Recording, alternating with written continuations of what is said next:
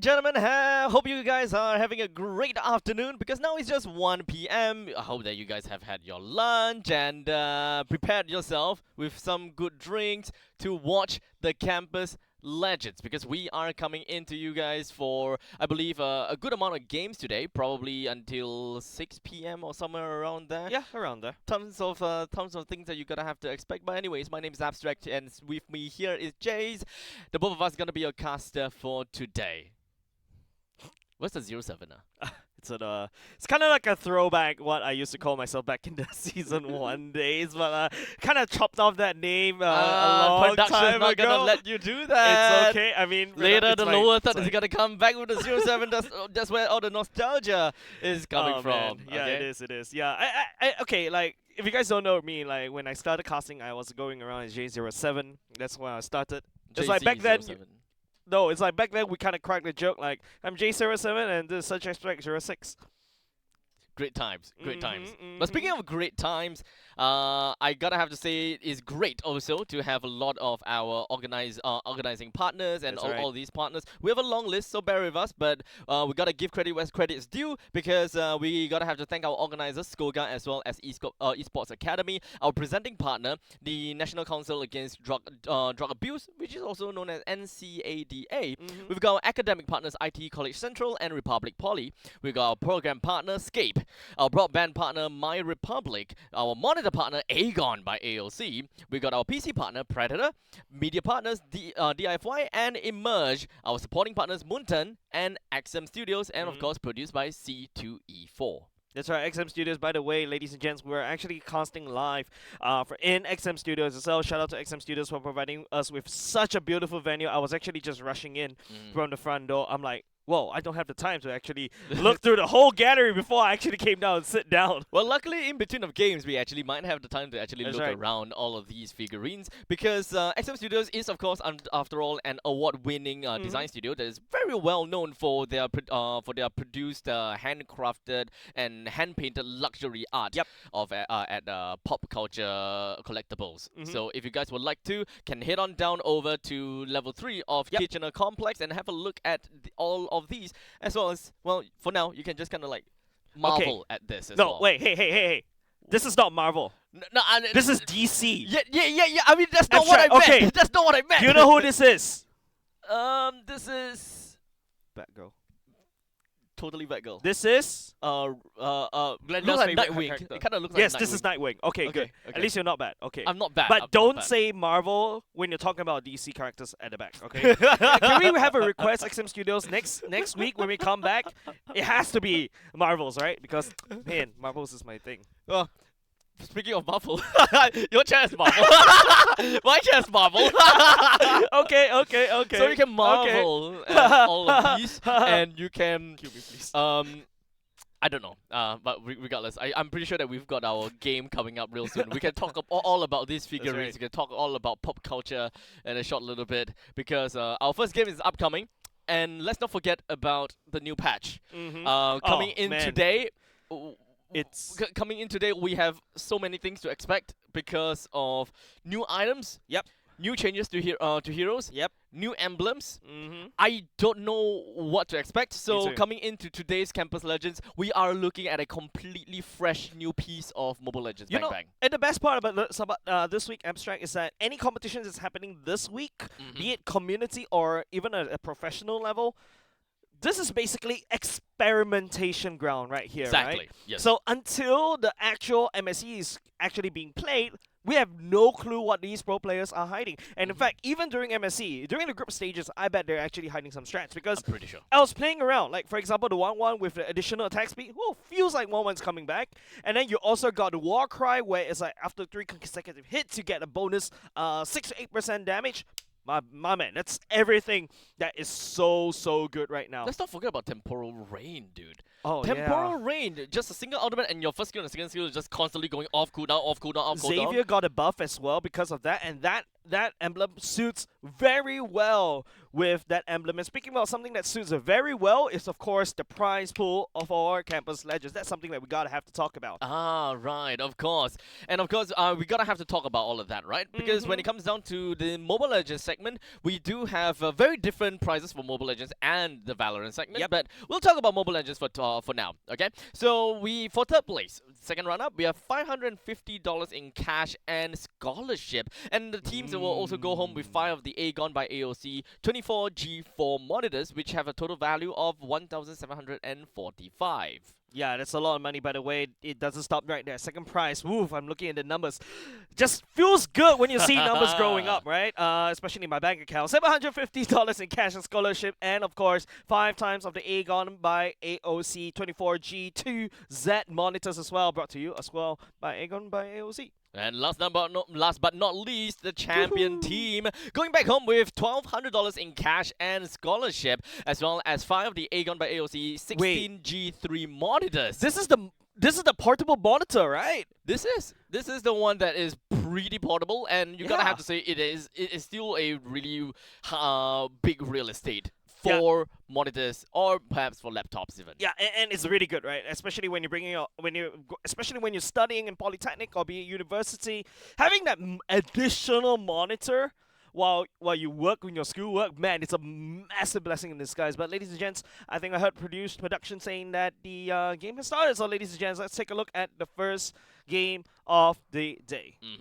Now, while the draft is ongoing, while we are looking at the total 5-man draft, Kira. let's just run through a little bit onto the format, as we That's right. are looking at a total of 16 teams that have been split into groups of 8. And we're looking at the tournament mode, as you can see over here. 5 bands. Yes, 5 bands. Yay. So we have a total of, so for the format, we have a best of 3 game double elimination, and of course, top 4 of each group advances over to Where playoff. there is Today, we are light, only going to be there are looking at also Group shadows. B. Week 1, Group 1 only be looking at Group B. So the people of Group B will be fighting against one another and have some fun experimenting.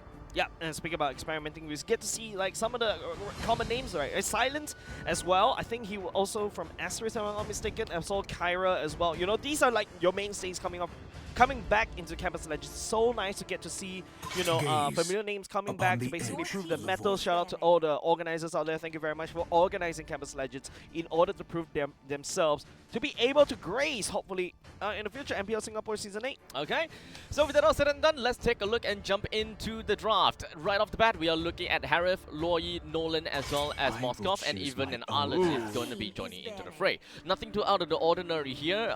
It is a more outdated ban, to be honest, because we haven't really quite seen anything that is like, oh my god, this is definitely because of Temporal Rain, or this is definitely because of the new items. One thing's for sure, right? Mages and tanks have really stepped up for this patch.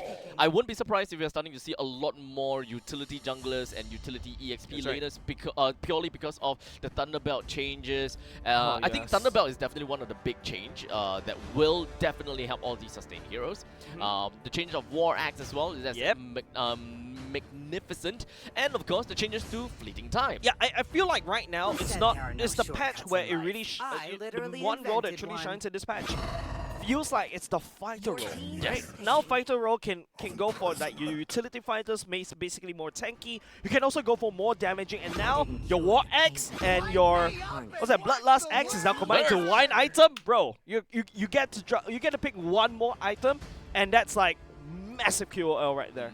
Terizla is actually one of the heroes that I feel it has got a massive buff, right? That's right. Because you don't even need to care about many other items, just 2 core items, and you generally just fly. Yep, usually you need like 3 core items, right? No, now actually, it's like... Yeah, for Terizla, you don't really need items as a core items, because you are just good right off the bat. That's right. Like the base product is already like super good already. Your base number is already good right now. Now on top of that, your items is now like super empowered as well. So that's a massive buff. I agree. So with it that become point. a core item now. Yeah, it's like right now, I'm just looking forward to all of this, right? Like right now, we're just taking a look at the bans going back in. Mathilda ban is pretty standard. Some of the teams have realized how to counter the Mathilda back in the pro play, but not too sure about community play. We shall see. That's why, the right-hand side is actually going on for that Mathilda ban.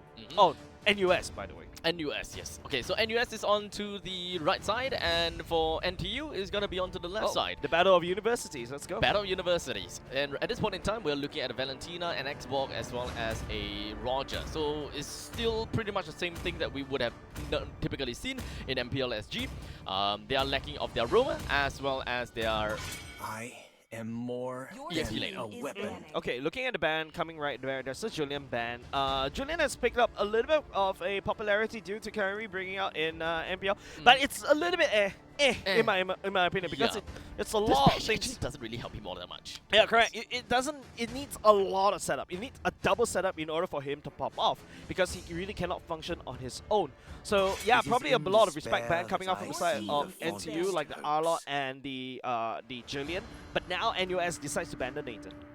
Understandably, I mean, you guys can pretty much tell, right? I am a huge fan of the interactions between Temporal Rain with many other heroes. So the very fact that Julian actually doesn't really have an ultimate puzzles me. I haven't really quite tried it just yet. Okay. So okay. does it mean that whenever you used Scythe, which either one of the ultimates, right? Not exactly, because technically we are looking at 1, 2, 3. Yeah. The third one is always the ultimate. Usually. And Chains is considered as the ultimate slot, right? So, like, do they have something a little bit different there? Is enhanced?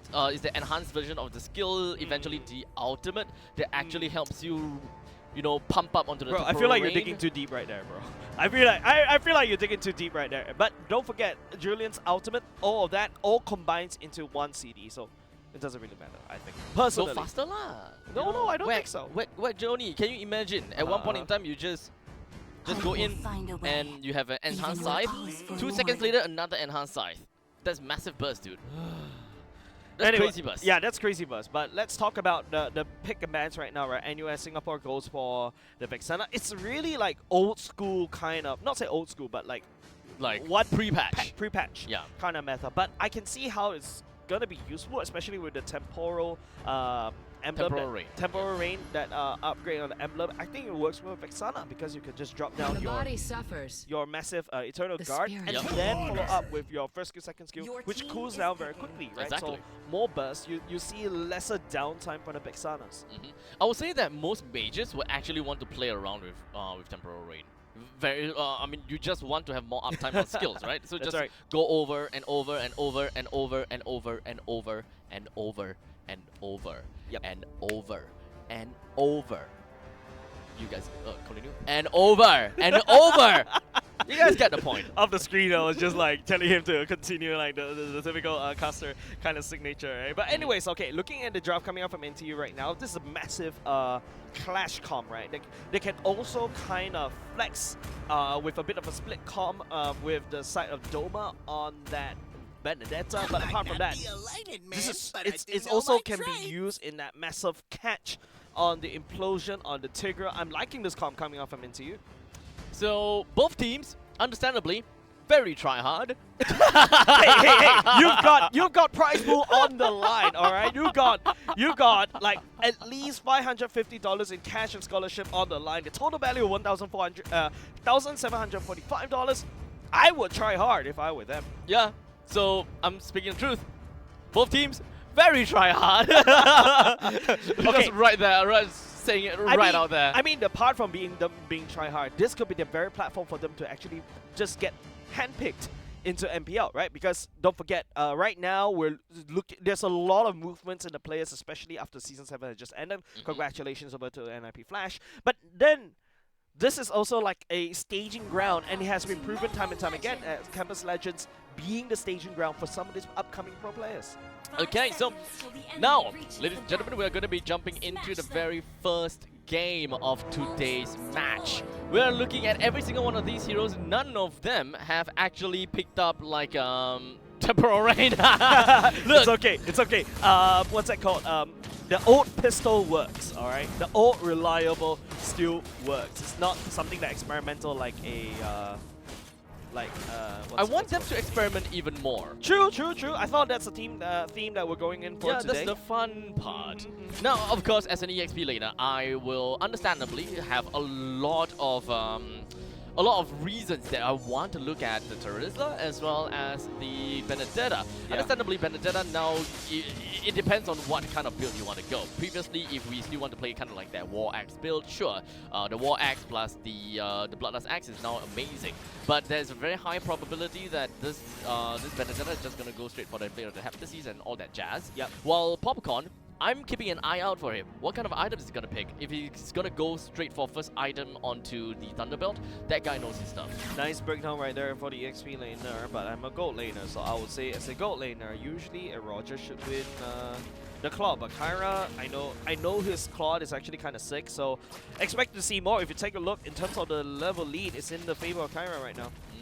Okay, so right off the bat, right, we are definitely looking at Cream that would want to work on the Caesar and just kind of make sure that their gold lane pretty much rolls on by.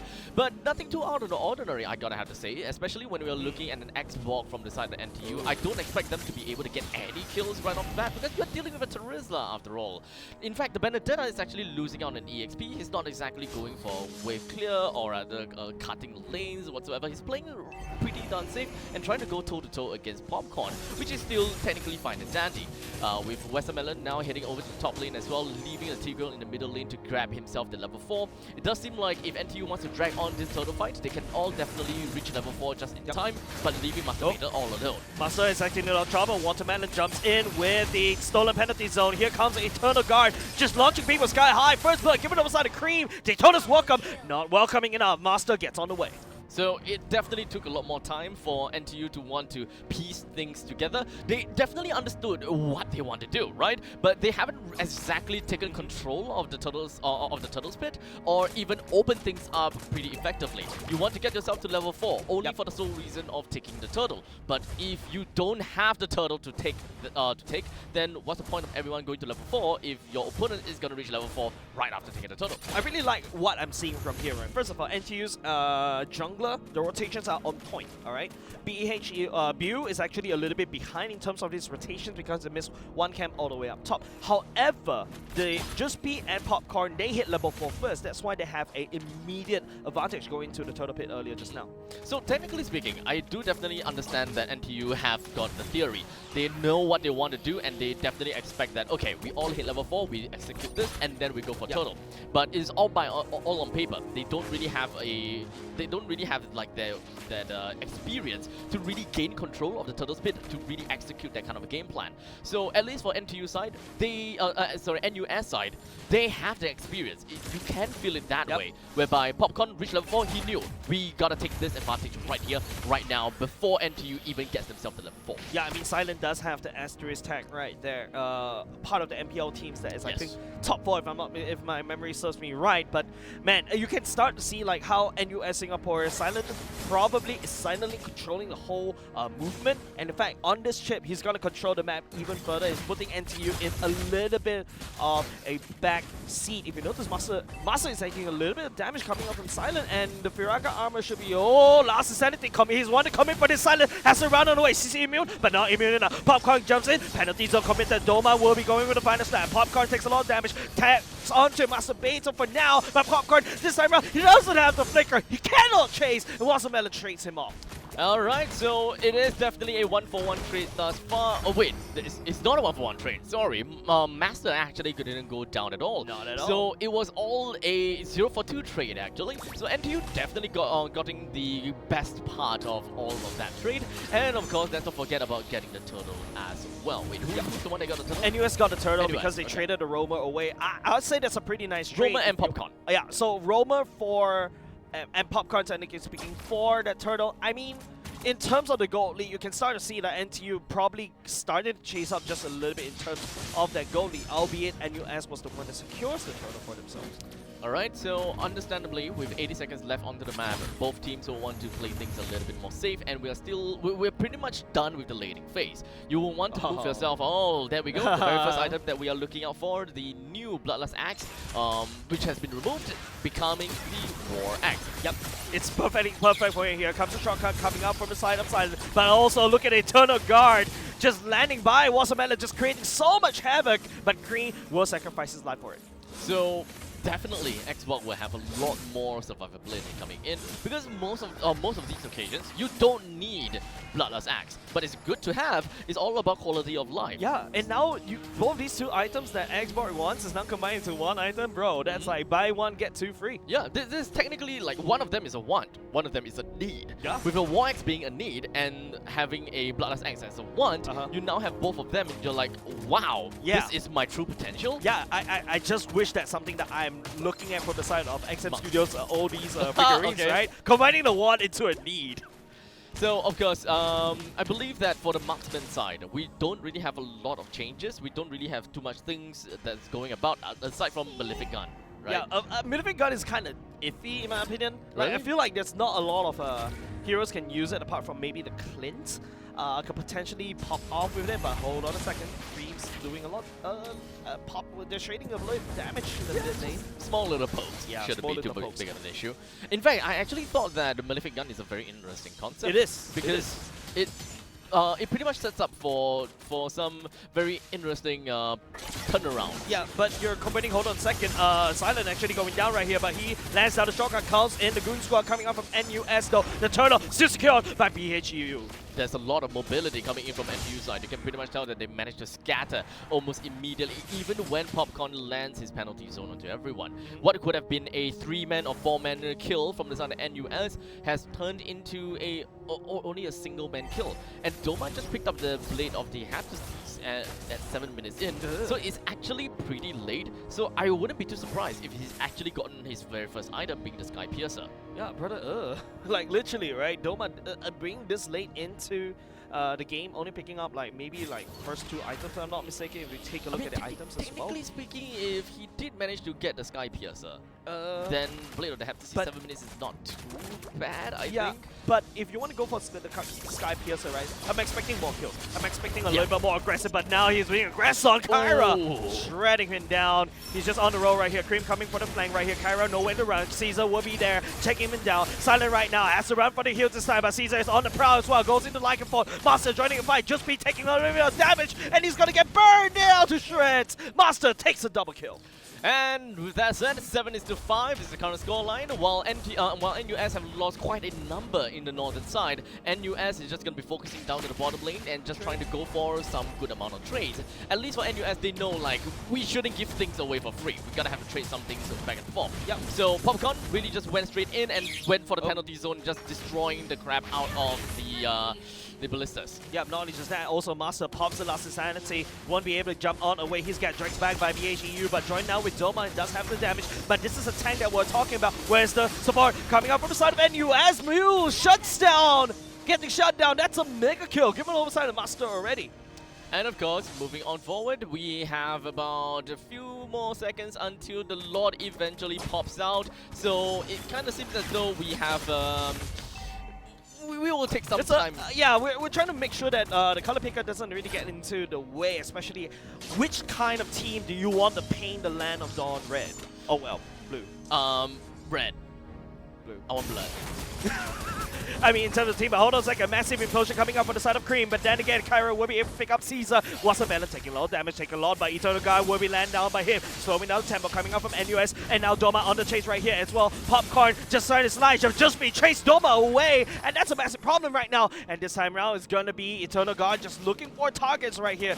But NUS will be walking away 2 men down against their enemies, and the Lord free for the taking.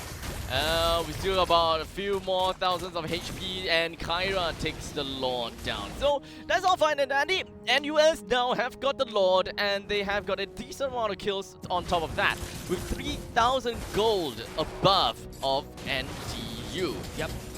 Feels like the window doesn't really want to go away. That window opportunity for the side of NTU is just all gone, right? Because right now, don't forget, this is a very massive mid-game power spike, that kind of roster. But NUS Singapore, this is the window that they really want to leave open. So, with the Lord now pushing up to the northern side, the amount of people from the side of NTU that can actually deal with the Lord is only one or two. Alright, the window's gone already for NTU. The small little window of opportunity, right? Yep.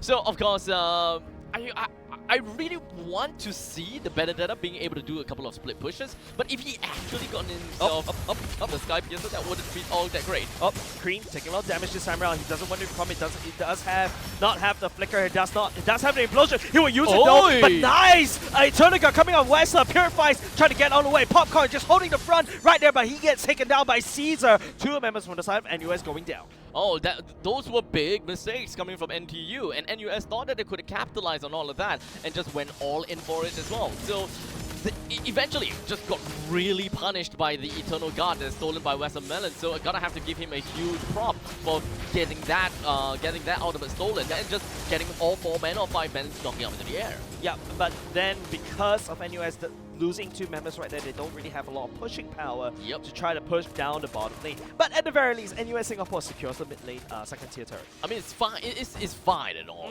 because we're talking about the very first Lord. And naturally, when it comes down to the very first Lord, the only thing that you would want to care about is the outer turrets, not necessarily the inner turrets at all. I'm looking at the new items right here. Yeah, I'm seeing that new glove, adaptive glove thing. The War Axe, the new War Axe being built. Oh, that actually turns into Ice Cream 1. Sorry. Yeah. Some of the build path has been toggled around. What Ice Cream 1? Ice Cream 1 for export. Right, yeah. Normal stuff. Normal stuff. Oh, also, we completely forgot about Necklace of Durance being merged with Glowing Wand as well. So this really makes things super good for many of the majors out there. But I'm kind of surprised to see just be actually going for the very first item on the Blood Wings instead of going for the what's this again? The wishing well? The Wishing Lantern thing. Wishing Lantern, yes. Okay, I mean, to be honest, right, as a gold laner, I feel like I'm completely forgotten in this patch, right? Yeah, I mean, who? Gold laner. Who? Wait, come on! Hey, wait! Hey, come on! I mean, gold laners' life are important, right? That's why you protect your gold laners, because they're the one that actually secures you. Nice! Daytona is welcome to slow down the Cream ultimate explosion right here. Kyra jumped to the back line, will not be able to do anything for now. It's going to be Doma taking a little bit of damage. Mew just storms onto Caesar, and then another one. Kyra picks up a triple kill. Doma, the only one left alive from the side of NTU. Wait, what is that movement speed coming in from that big dinosaur? That's not supposed to be the way. How is he getting all of that movement speed? Items? Brute Force Breastplate. Brute Force is only for Brute Force? Yeah, Brute Force Breastplate. It can make that dinosaur move so fast? Yeah, because when you're bigger size, you get to cover more distance at once, right? Okay, makes sense. I mean, I think that's how my math checks out. I skipped university, by the way, so that's why. I went to university. Oh. So you should be smarter than me. Anyways, but the battle between these two universities is not over yet. Don't forget, it's the best of 3. Technically, it's upper bracket round number 1. But NTU is taking a lot of L's because they are unable to pop up in the mid game, and now this is late game territory, and that's where NUS really shines. I mean, this is pretty much understandable to a certain extent, right? Because NUS, right off the start of the game, we knew that they had a lot more experience from NTU, while NTU is mostly executing from paper. So that kind of shows why both of these teams exudes that very try-hard feeling, right? Because their draft is good. Their draft is good. That's the problem. I mean, I don't think right now it's not about being try-hard to actually win the prize pool anymore. I think right now it's to prove which one is the better university. Master goes in last insanity pop, but not enough damage to wave clear right here. Kyra already cracking down on bottom lane. Cream taking a lot of damage, has to dash away. Even Doma using the final blow to basically wave clear just a little bit right now, and it's going to be just that one last minion being cleared away, but the minions are coming wave after wave. Shortcut doesn't work on minions, by the way, Silent, but he's going to try it anyways. Doma will be pulling the trigger. Last ascending pop, Silent gets taken down though. Kyra blazing to went all the way out. Caesar on the prowl, but will not be able to find Kyra right here. Doma slices Kyra immortality, but the Lord Core is taking half HP right here. One after another is going to be this unending wave coming up on NUS, and NTU right here struggles to defend. Don't be afraid, NUS. Don't be afraid. Just go right in because there's a very high chance that you'll be able to do a lot of stuff. So they are pretty much really just feeding themselves over to the dogs. I mean, it's understandable that you gotta have to stick your neck out for everything and ensure that your team actually stays alive on this game. But that didn't quite work out all that well, to be honest. So let's just kind of recap things a little bit and just have a really quick understanding as to what went wrong or what didn't go right, I guess. What went wrong, what didn't go right? Yeah. Okay, so what went right for the side of NUS is that they hit level 4, the critical level 4, all at the same time. Juicebeat and Popcorn, once they hit level 4, if you notice, Watermelon was a little bit late to the party, all the way up top side in the EXP lane, trying to get that EXP to pop to level 4. That's why immediately right out of the bat, they have the turtle priority. Barat is an early game jungler as well, right? So immediately, turtle priority goes over to NUS, but NTU on the other hand, they're a little bit slow, but their roster requires fast-paced clear. Fast-paced hit level 4, we quickly dominate with the Benedetta, we quickly dominate with Caesar, but unfortunately, Kyra on this court is just untouchable. I think for the side of NTU, right? They do have a couple of members that weren't exactly all that present. For example, for the Benedetta, right? Understandably, Benedetta needs to have a lot of presence in the team fight, as well as presence around the map. There needs to be a lot more macro gameplay. Unfortunately, this team don't really have a lot of that macro game going about, whereby they have the Lord being spawned, so we gotta split push this side, we gotta do that side. They have been focusing on a lot of kills. It's just kind of like, I see someone, I collapse. I see someone, I collapse. But for the opponent side, NUS instead, they may have been losing more players in the early span of the game. They have been feeding the opponents to a certain extent, but at least they found these trades, this opportunity whereby they just cleaned out the entirety of the bottom lane, and they've got free turrets. They got free turrets. It's like basically, you can take 2 members, just take him. They will respawn, but your turrets don't respawn, right? So what do? I focus on the bottom lane turret. So I feel like NUS played the map really, really well as compared to NTU. But apart from that, NTU's win condition, remember we talk about the window of opportunity that is just slowly closing, but refuses to close. It just slammed on shut immediately after when your Caesar wasn't able to pop off. Well, what can I say about this? I will say that game number 1 is definitely not that much of an experimentation. Perhaps at one point in time we'll start to see a little bit more experimentation. I want to see more. I want to see more people that is able to use Warcry. Yeah, me too. And how they use Warcry. Me too. But that's not the main thing. My main thing is Temporal Rain. boring. That is boring emblem. What boring? I feel Warcry is more interesting as compared to Temporal No, it's just Rain. 3 hits, fast. No, not only just that. It's bonus damage for the next few seconds. Yeah, 3 hits, fast. Good. More damage. Okay, 3 hits, Yup. fast, good. Yeah. Temporin, ulti. I don't know what kind of noises we're making at this rate. Basically, just you can imagine Luffy just kind of. Isn't that Badang? Badang ultimate? I mean, technically, but we are quite literally in XM MLBB Studios, so we gotta have to talk about pop culture. MLBB MLBB collab. One Piece. MLBB. Luffy. Hint. Badang is Luffy. Actually, kind of fits. It 100% fits. Except for the wall. How do you explain the wall being built? He slaps the ground so hard it raises up the wall. Yeah. Oh, true. Yeah. Okay. You can haki that stuff up. Actually, I didn't watch enough One Piece. How dare you? Okay. No. I suppose that we can have Gear 5, right? Gear 5, Joy Boy, you hit and then you just kind of wobble things up and just whoo.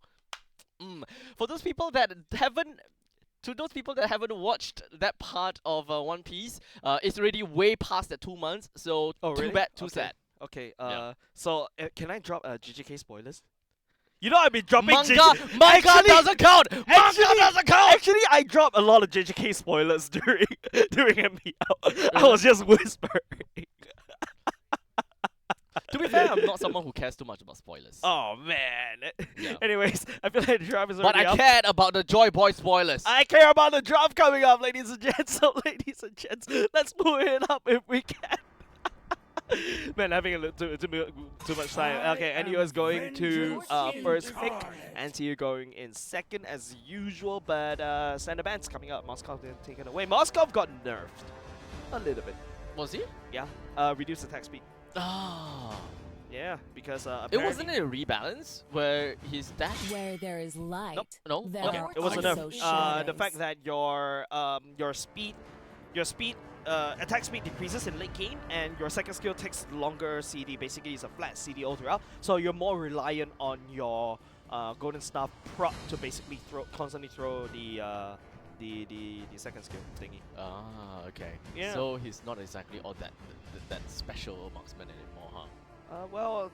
Well, his ultimate still I works. didn't cure I mean, pain. That's when he's Your still team Not is exactly banning. someone that would look at Moskov and just kind of like go like say like you are special. Layla.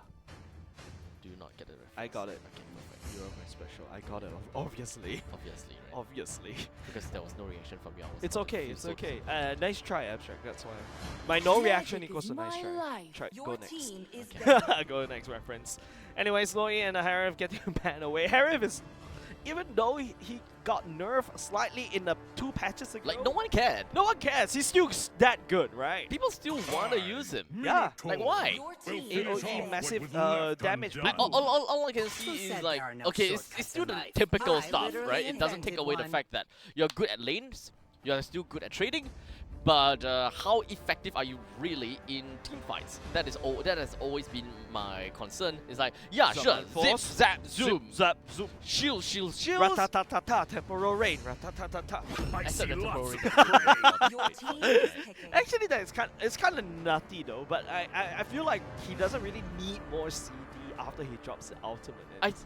Yeah, I mean, Yeah, I feel like it's too Technically much CDs already. yeah, technically speaking, if you are gonna be picking the temporal rain, that Uh-huh. means that you don't need a lot of those items that gives you the cooldown reduction.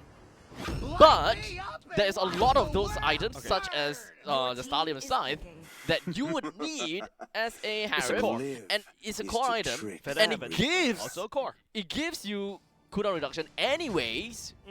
So at that point in time, you just kind of sit there thinking, do I really need it, or Yep. should I just go for Warcry? Because once you land out the Zaman Force, after you hit anybody with your second skill, it resets some of the cooldowns for both these 2 skills. So you're kind of cracked. Yeah. Anyways, I was looking at videos and people were like, oh my god, Harry with temporary rain. Oh my god, Harry with temporary rain. I think yeah, Shut up. I personally feel like I think it's too much CD. Sometimes it's No, like, at that point in time, it's just useless. yeah. Can you imagine who will make full use of that and the best, in my I feel opinion? like Xavier is the best. Xavier will work very well. Yeah, Because- because one of them. Yeah, because you're relying on your first skill and making sure your first skill and second skill constantly lands. I feel like it will work really How well. about you, Zhong? Yuzhong, I feel like Warcry is better. I'm seeing quite a few Yuzhong Warcry. Like once you burst, you can just go in 3 separate skills, 3 separate basic attack. You immediately pop off your Warcry. Every damage inclusive of your Shah residue just. But for I now, like that zoom when I'm doing the tongue thingy, but because of this thing, it doesn't. it's gets kind of like covered. a very unorthodox censorship. I mean, I'm not really good with. Anyways, I'm not really good. You want to complete that sentence? You're not very good with Okay. I have to admit, even though I speak very fast sometimes, I trip over my words. Yeah, because Yeah. he's not really that good with his mouth. Yeah. He always say that. Yeah. He always say that. Hope There we will go. But find okay, a way. let's take a look at the draft. We do have a Roger, Matilda, as well as a Fredrin that's being picked from inside the NUS. Remember that NUS is the one that have managed to get themselves the very first win. In the meantime, NTU, they have an Xbox, Faramis, as well as Clint coming for themselves. Oh. I'm feeling the hiccup. Clint is good. Okay, while you're having your hiccup, Nah, I'm good now. And prove to me that you don't have your hiccups, right? That's actually There's a way to nowhere solve for hiccups. the So let me tell you evil how to Clint hide. works in Is this patch, banning. right? I think Clint on This time, the new Malefic the gun choice actually is works really mine. well. And then after that, you can use if you get your popping, your damage popped up. Impure Rage, technically speaking, doesn't really work as well on the Clint. I feel like Warcry fits better. So there you go. Just for the Experimental. movement speed, right? Yeah, wait, for wait, Impure, wait. no, Impure- Impure no, Rage. no. Sorry, Quantum Charge. It's on. just for the When the heals body and the movement suffers, speed, but I think that's your team is picking. you want more damage, you want more burst on the Clint, right? So I think Warcry really fits really well into this patch. I Am feel like missing makes you something feel from like Warcry? it feels like it's a patch for Clint. I feel like it feels like yes. I haven't tried it yet. After every 3 consecutive damage dealt to enemy heroes with separate basic attack or skills, all damage dealt increases by 8% for 6 seconds. Yeah. Cooldown for 6 seconds. Yeah. Huh? It's just constant uptime. Almost constant. Huh? As long as you land down your your skills properly. That's crazy actually. Yeah. But okay, it's not near all the. Don't forget, 6 seconds Is that cooldown blood? in Your MLBB team sense is picking. feels short. But in MLBB it's very fast, right? Because no, you can probably proc this only once per team fight, maybe 2 if the team fight is so drawn out. Except that it lasts for 6 seconds and its cooldown is 6 seconds. Correct. So you cool down 6 Among seconds, the and only clans after that exists 6 the seconds of cooldown, then you can try to proc this. Yeah. So Which it's I think almost is pretty nice. I mean, there's a 6-second cooldown timer in a sense, but I think it's balanced because I feel like that particular emblem is particularly busted. And don't forget, yeah, updated portraits. Updated portrait for Yuzhong. And Yeah. of course, the big black dragon is actually a red dragon now. Yeah. Why?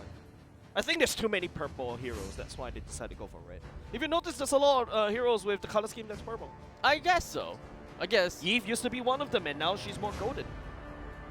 That's true. Yeah. Oh. That was patch two patches ago. Nobody noticed. Oh yeah, you're right. And you know what's the funny thing now?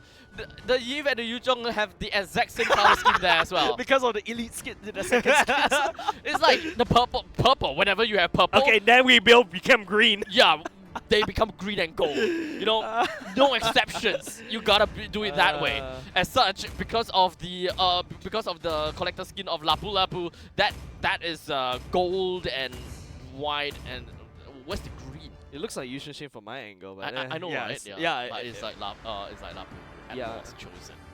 yeah, his face looks like Yushin Shin if you take a look. Right. He just looks daddy. I don't know, man. Like He just have a daddy. maybe it's not my type Because because Lapu Lapu isn't Diablo's hero. Ah, he could be. he I don't. Hey, I just realized one thing. Yeah, Oh man, we lost the portrait. Okay. Next time when you happen to see both the collector skin of Clint and Lapu Lapu together, notice their beards. All right, they look exactly the same. All right, so it's pretty fair to say that Atlas Chosen is actually an unmasked Clint collector skin. Okay. We talk about experimentation, right? Let's take a look. Cream go for the Warcry instead. Caesar goes back to Quantum Charge. Come on, Caesar, try something new, right? Wow. I want to see Warcry. I want to see Warcry on the Clint. I can do that in classic game. Hey, but Cream did use Warcry. yeah, But why? yeah, correct. But You why? don't need damage for a Camilla. You're not. Your role is not. You're not supposed to do damage. Unless he's being a jungler, then sure, Warcry I think is still decent. But there could be a probability that your Your utility. Your benefit comes from this massive ring or circle that spreads damage to it. But in order for that to happen, Cream needs to use the ultimate not as an engage tool. It's a secondary engage tool. Make sure that NUS Singapore is landed properly. So a lot of I see a lot of Carmilla players, you know, like they use the ultimate a little bit too early, and it basically became useless. where's the fun, guys? Where's the fun? Temporal Rain, Warcry. Come on, Temporal Rain is like 20 seconds cooldown, all right, and you can and it can last you for what 3 seconds. But at the very least, we get to see our first experimental emblem for today. It's a Warcry instead of the Temporal Rain. Just wait. Later in the Okay. day, when someone actually uses Temporal Rain and they just like completely floor it. I feel like doing that, Abstract would probably sit on me as a chair, just to show dominance when that happens. That's not exactly how I show dominance. I live on Fuda. I think that's what you do. What are we doing? Are we supposed to be casting games? Or I don't know, man. Anyways, First Blood. Okay, First Blood already committed. First, the murder has been committed by Popcorn earlier on. NUS right here. That's a big black dragon, big red dragon that's popping This off right green here. dragon, I would He's say. also stepping forward, taking a lot, doing a lot of damage on the Shower Residue, onto Cream as well, even onto Doma. And because of that, he's zoned out the members from the side of NTU, giving the first turtle over to NUS. So with that all said and done, with one kill over to the side of NUS as well as the Turtle, they have even went over to NTU's jungle to try to steal away the orange buff. But they gotta have to push Master away, but it does seem like it didn't work out. Master still managed to get the orange buff. Popcorn's already here. Just he goes into the real world manipulation master. I think that's also a little bit down low because of the nether realm, providing him with a second chance of live. But Popcorn walks on the way. Green Dragon in tow. Unfortunately, that could have been a pretty big fight in the event that Popcorn actually decided to go in and sacrifice himself. I thought, like... No, he's a KDA player. Yeah! Because though that was like a furious dive game. Yeah, like that, there was so I many would people comment. there. I would comment. So they're playing a little bit safe to a certain extent, right? They could have really just pushed their boundaries a little bit more to ensure that the Axe Walk doesn't get close enough to even get the retribution in. Especially since they are playing, they do have a Mathilda and they also have a Roger. Their lineup enables them to be aggressive. And not to forget, you have a Yu Zhong that is winning against a Lapu Lapu, whom doesn't know, okay, maybe not doesn't know, but he just doesn't respect the Yu Zhong.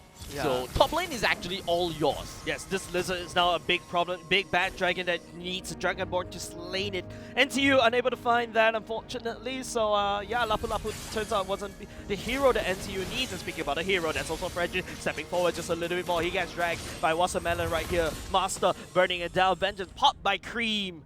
And NTU is just taking a lot of these losses in terms of map control.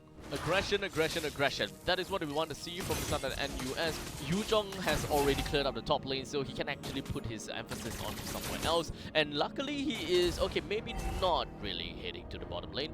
They're not exactly very decisive. It would be great if they're a lot more decisive, understanding of exactly what they want to do.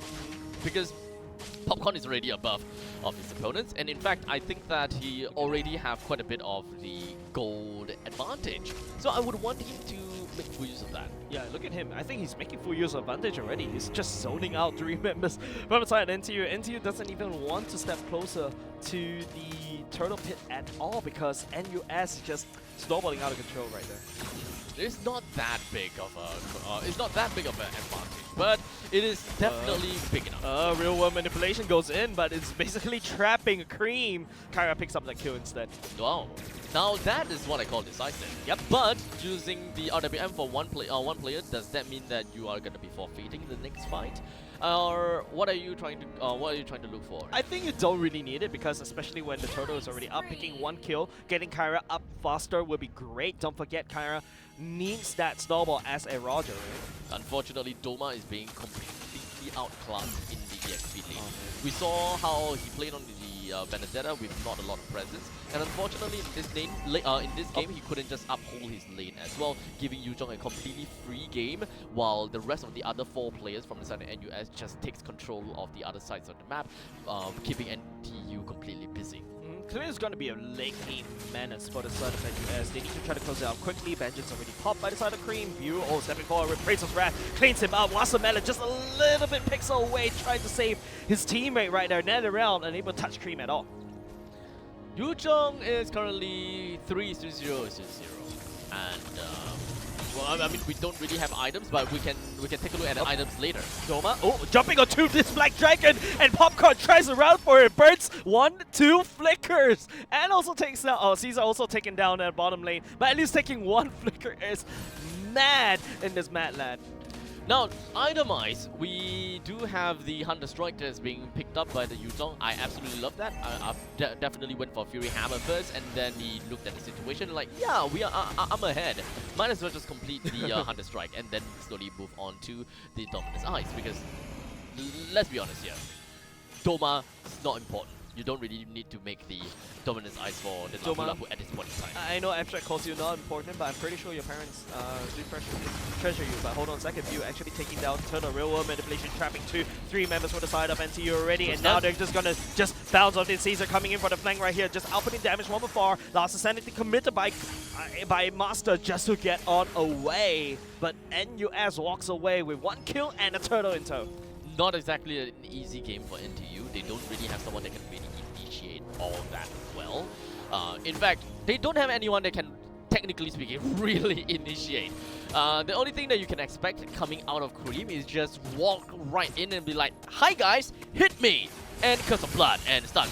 Yeah, but speaking about stun, that's going to be Caesar taking the L right here. Kyra just bursting down. Caesar, even before Watermelon popped the Nether Realm. Watermelon, those Nether Realms are not saving anybody. It is more of a counter engage kind of setup from the side of NTU. They are just sitting guns True. and just kind of playing possum until the point in time whereby they'll be like, yeah, you know what? Now's the time to go absolutely ham. The Curse of Blood plus the what's that called again? Last Insanity. Yeah, Last Insanity, and perhaps even the Cult's Altar. Not Cult's Altar.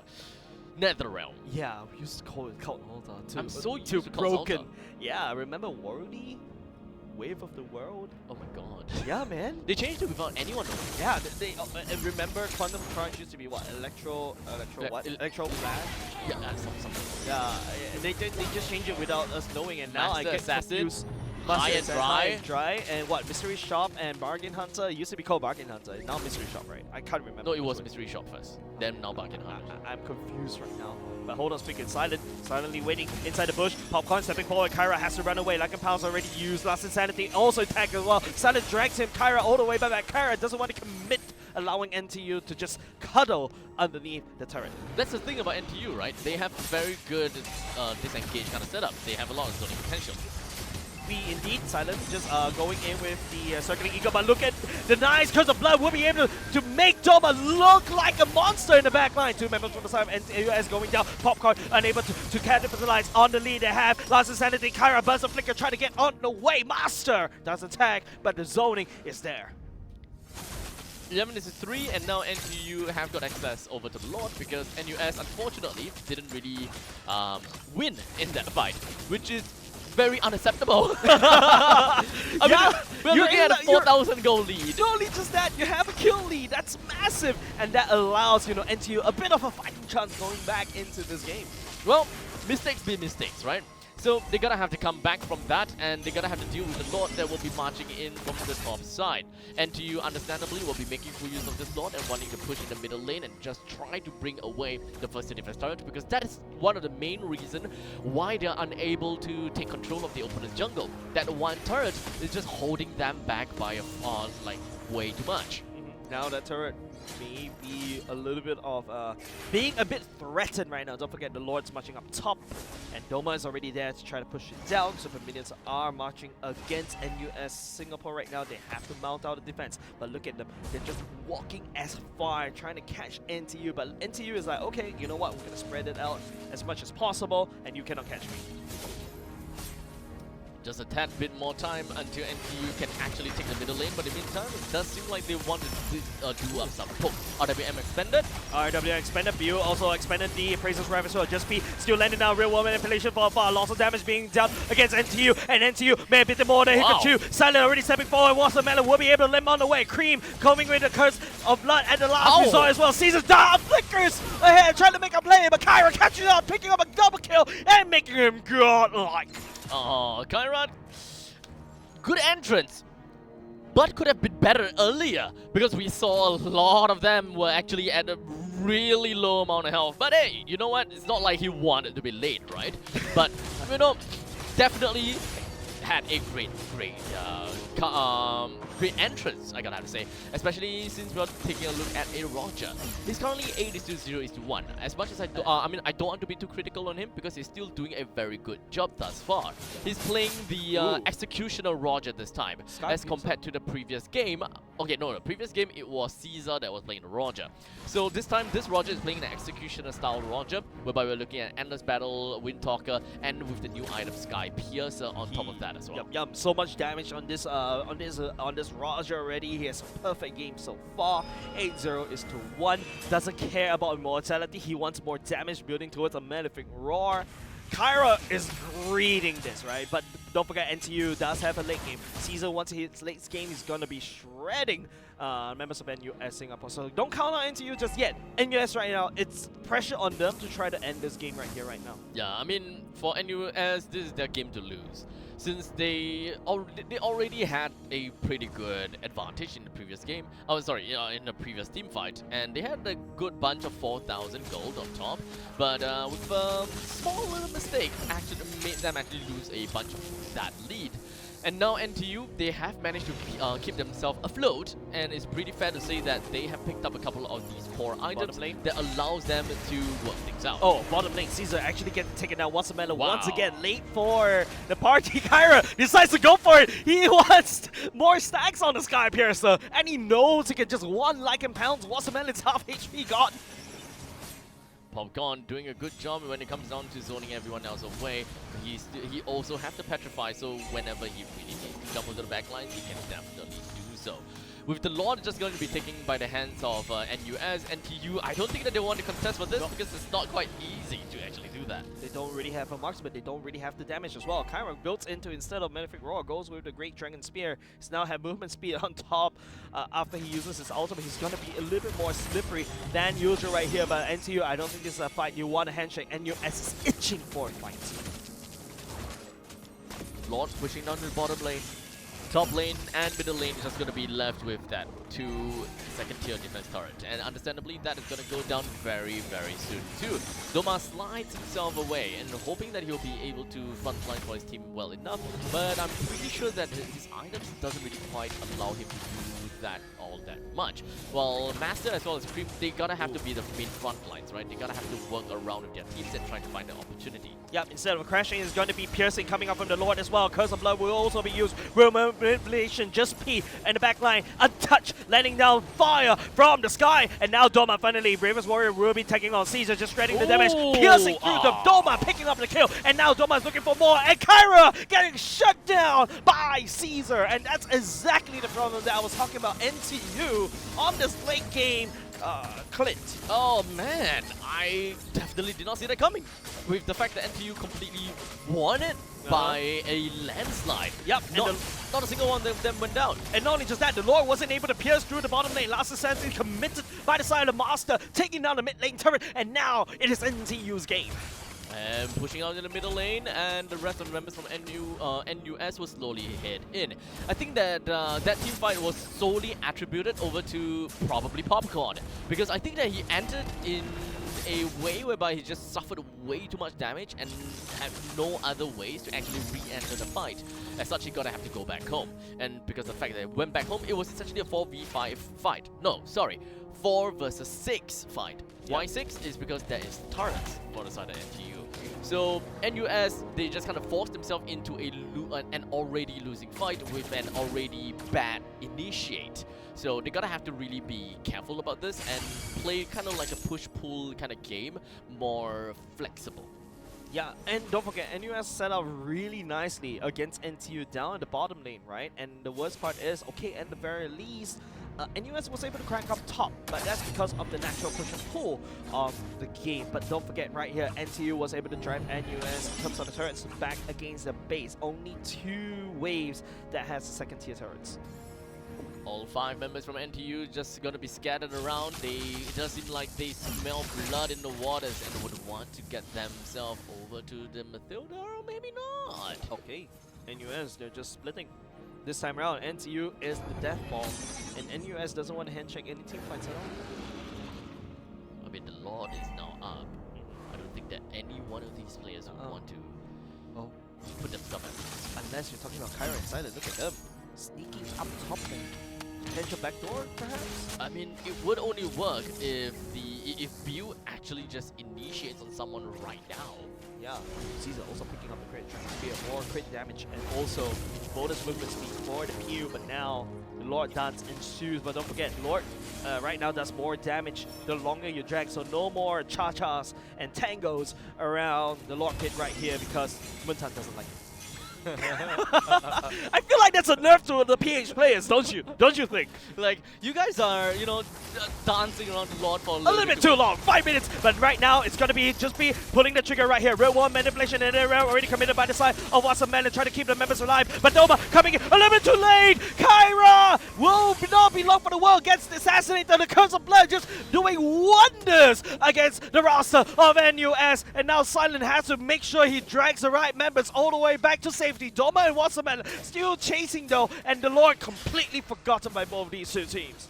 Oh man, both Kyra and Popcorn, this is not how you want to start, how you want to end things, right? Because you did manage to get yourself a snowball, you did, and you will be able to slowly get yourself and your team into that more comfortable spot. But very highly likely Kyra is just not playing the right game, because you gotta have to wait for a moment of time before actually going in. Does the team actually have someone that can act as a bruiser? That is going to be Popcorn, but be very willing to just jump in and die. Yep, NTU right here looking to try to burst down the low, but Master is actually down a little bit low right here. Curse of Blood will be able to connect onto 3 members. Look at the damage being spread, and here comes Popcorn making the play of his life right here. Petrified onto 4, 3 members for the side of NTU, and Kyra joining in the fray as well. The Lord completely forgotten once again, just spreading damage all across the rosters of all of these two teams, trying to vie for control at the Lord pit, and now the Lord is involved. And don't forget, it's just going to be battered, bruised member for the side of NUS and also NTU. Both these two teams have to retreat. Super anticlimactic, no one died. Come on, I was so excited about that. That was so exciting, but no one died It's at like all. anime, you know?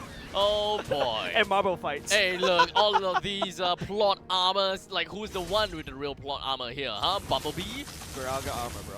Faraga. Faraga armor, brother. It's like Faraga armor plus plot armor. That's where that immortality actually is, huh? Yeah.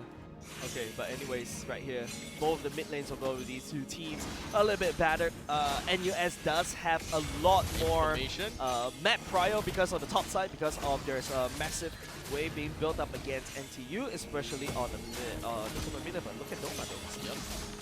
NUS, I think they have the information already. They saw Cream last seen in the top lane. If they really want to make a move, they should definitely kind of like open up the spaces a little bit.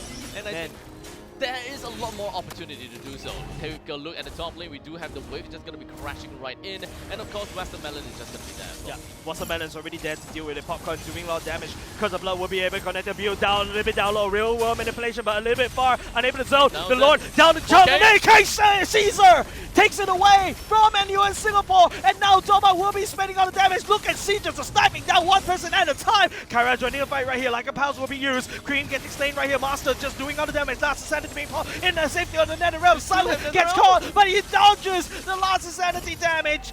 And not only just that, Cream, as Watermelon actually just will be safe for now, but NTU sends the Lord against NUS. He still have the Nether Realm despite all that has happened? Yeah, I'm surprised. I'm surprised too. It's either number one, he never used it, or number two, he's got fleeting time, and timer actually went all the way down to 0 already.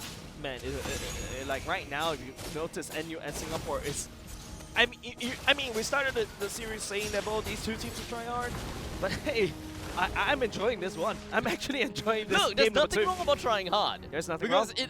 there's no negative connotation. I to the tried word hard in try uni as well. And hard. Like, I try hard for everything in True, every true, concept of my life, right? I do, me too. Yeah, you gotta try hard. I mean, Yeah. life's short. Pedal Yeah, hard. don't let your dreams be memes, alright? You gotta try hard. My dreams are rather mean. Yeah, my dream is already a... It died in 2016 with Harambe. Why are we so? Why are both of us so dejected? I mean, like, we're already at this stage of life where people are Where we're starting to call older. us uncles already, and I mean, you are actually dad right now. Yep. Yep. Ah. Towards a drug-free Singapore. Hooray! Let's go. don't do drugs. Play games. You make more money in games.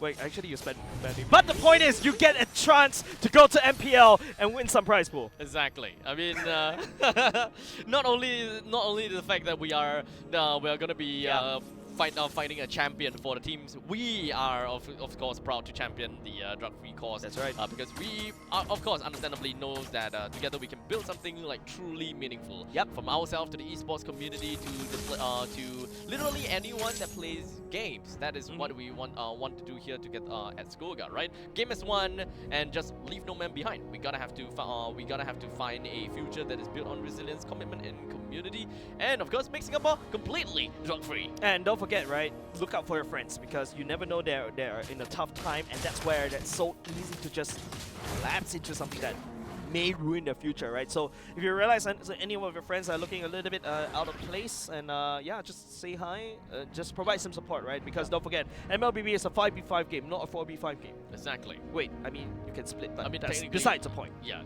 that's completely beside the point. Like, if you see anyone dejected or you know that they're in a tough time, Uh-huh. invite them to form for an ML game. You know, Yeah. do drugs, play ML. Yeah, play ML together. And win together. I think that's most important. Even if you lose together, it's fine because Yeah, you gotta make experiences. one way or especially, do you another, remember right? how it's winning not felt? about the end result; it's about the journey. Sorry, you were That's saying? right. Do you remember how winning felt? Yeah, because if you do this properly, if you play esports properly, you will always remember how winning felt. Especially like what's happening right here. Doma getting shut down, giving Kyra a killing spree already, and now the Lord has been started by the side of NTU. But that is all just a Doma bait. Good one, Chase. Thank you. Good one, Chase. Thank you. I tried. But View right here, inching a little bit closer to the Lord pit right here, just because in the real world manipulation, the Lord checking down low, doesn't really have the retribution, but Bill gets it! Picks up the Lord as well, and not only just that, NUS Singapore, Kyra shoving up top right here, NTU right here, has the back, trying to defend with everything they've got, and Kyra right here, silent they figures stop forward, him? leaving no man behind, Can they stop focusing him? on the goal, and the car Stop goes him? over to NUS Singapore, picking up a 2-0 against NTU. An unstoppable train that wreaked havoc all the way from the top. Choo-choo from Ju-kun to Pasir Ris. This guy, Kyra, literally. Where's NUS Singapore again? Huh? Where's NUS again? Where's the university is? The main It's- campus. It's somewhere in the somewhere in the southwest lah. Kentridge. Kenridge. But it's not far from Ju-kun, right? Where NTU No, is. I'm saying from one end to another end. Okay, so basically, Base to base, what ah. NUS did is they built a train against NTU right now. Just ram straight I mean, to yeah. NTU's main campus. Yeah. Yeah. Yeah. Congratulations over the NAUS, but don't forget, this is just the upper brackets. Well, regardless, this is definitely a great game that we have seen from both teams. Yep. Albeit, it's a great game, not Winnable. an excellent game. Winnable. You know what is an excellent game? Where we actually see temporal rain, new items, and Warcry. Yeah, can we go? We already see Warcry, right? Carmilla already picking up. Look, albeit not fair not- enough. It doesn't exactly give us like that euphoria. We got that Sky we're looking Piercer for. on Kyra. Yeah, Sky yeah. Piercer is the best item for anybody that looking for Snowball. that snowball, right? Yes, absolutely. So onto Sky Piercer, it makes Kyra pop off as a monster, and right now, especially when Roger is on a snowball on the Sky Piercer, man, this item is looking really good on the Roger. Yeah, but I'm thinking about arrangement. Like, when do you actually get yourself the Sky Piercer, right? Because technically speaking, if you want to get Sky Piercer early into the game, because it only you costs should get it. 1,500 gold. I think you get it first item. You only get it only costs 1,500 gold, and yes, the amount of stats that it gives is completely ridiculous. But regardless, it still have the unique passive that is absolutely great. If your team if you have a team that actually helps you to work with all of that, all that kind of nonsense and really just funnel the kills over to Kyra, then great. I think that he will have a lot of opportunities to get himself the kills using his Sky Piercer. Apart from E3 items, you take a look at earlier just now, I think I counted for Winter Crowns. Winter Trunkian now become yeah, a Winter crown Crown. instead, Yeah, and now yeah, instead it's being a magical item. It is actually an adaptive item, so which means that everybody can pick it up. So Yeah. hey, equality for all. Exactly. So with the end of the very first round, we now have SP's still got there. our Okay. bracket. So taking a look at what's going to be happening next, as well as a quick little run through of the entire bracket. We got IT College West and Singapore SIT, Singapore Institute of Technology. That It's went- so weird to be reading the full name, I know, right? right? That went against with one another, with IT College West going up with a win, and not to forget the game that we just saw with NUS that winning, and they are gonna be finding themselves in the quarterfinals. I mean, technically not quarters, but upper bracket quarterfinals. Yep. So whoever have lost, unfortunately, will be relegated down to the bottom, leaving SIT as well as NTU fighting against one another. Yep, apart from that, we're also going to be watching different rounds coming in, right? Don't forget SUTD going up against SP. Yeah, SP.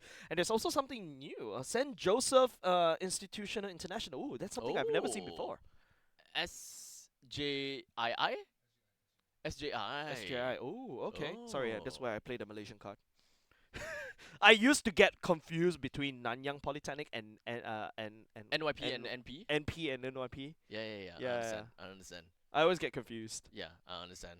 You know that at this point in at one point in time, Uh-huh. when I was still kind of deliberating as to which polytechnic I want to go. Wait, do you register to the wrong one? No, Because that's what I would do by accident. I mean we're looking at NP, Uh-huh. NYP, and TP, right? Uh-huh. I mean those are those were kind of like What my about SP? deliberations. I mean Is SP not in your list? nah, but I was looking at NYP, NP, and TP. I was like, oh crap. Is it NYP or is it NP that I want to go? Or which is the one that I don't want to go? It's like, I can't remember. Let me just put everything TP then. Is that how you got into GP? I got into TP that way. Like all 12 options, all TP. I don't know how it works because I only applied for one In fact, back then. to be fair, that was all fluff. The only reason why I actually chose TP is because of infrastructure. Yeah, I do it's like new, right? the architecture. It's kind of new, right? During that time. I'm not too sure actually. Or was it RP that was the newly built one? RP is a new. Ah, built okay. one, Because I'm SP, the first polytechnic, and yeah, basically everything there. They always say they're the first Singapore first poly. yeah. I mean, Yeah. people say that SP is the best poly because it's got the name Singapore in it. I have no idea. I mean, you I just applied for one, and I Let's I be got honest in. here. You go overseas, like let's Mhm. say you go to the States. You tell them, oh, I'm from Temasek Poly. Oh, okay. Let's Where say, is let's that? Say, let's say we change. Let's say True, we true, change true. Poly over to Okay, true, university. true, We true. say I'm from Temasek University. And I was like, what the heck is that? And then on the other hand, it's like I'm from Singapore University. And I was like, wow. Ah. You see? Yeah. The difference. True. I What is agree. Temasek? Temasek used to be the old name of Singapore. Yeah, I know. Yeah, But yeah, no one. Yeah, no one cares. nobody knows about that. Tembusu. Okay, that I don't know. Even I don't know about that one. Okay. Yeah, because a lot of people are actually from my hometown. We are on the Borneo Island, but nobody knows that. Borneo Motors. Borneo Island. Borneo Motors. I don't know what that is. Borneo Motors. Huh? Borneo Motors. What's that? Borneo Motors. MOTOR. Borneo Moto. Have you not heard of that before? No. Borneo Moto. No. Heard of it, right? Borneo No. Moto. Wait. I'm the only one in the studio that doesn't know it. Bro, it's like in Australia there is this thing called Singaporean noodles. Alright? Wait, what is Singaporean noodle? Exactly, Singapore noodle. Alright? And I don't know what it is. And there are memes about it, right? It's like when you're abroad and somebody use your hometown's name for something and you're like, what is that? Yeah. Borneo Motors is Toyota lah. Yeah, Borneo Motors is Toyota. okay. Toyota Singapore. I like the fact that we're Borneo giving free Motors. shoutouts right here. You can reach out to him as such abstract. No, actually, I care more about Mazda.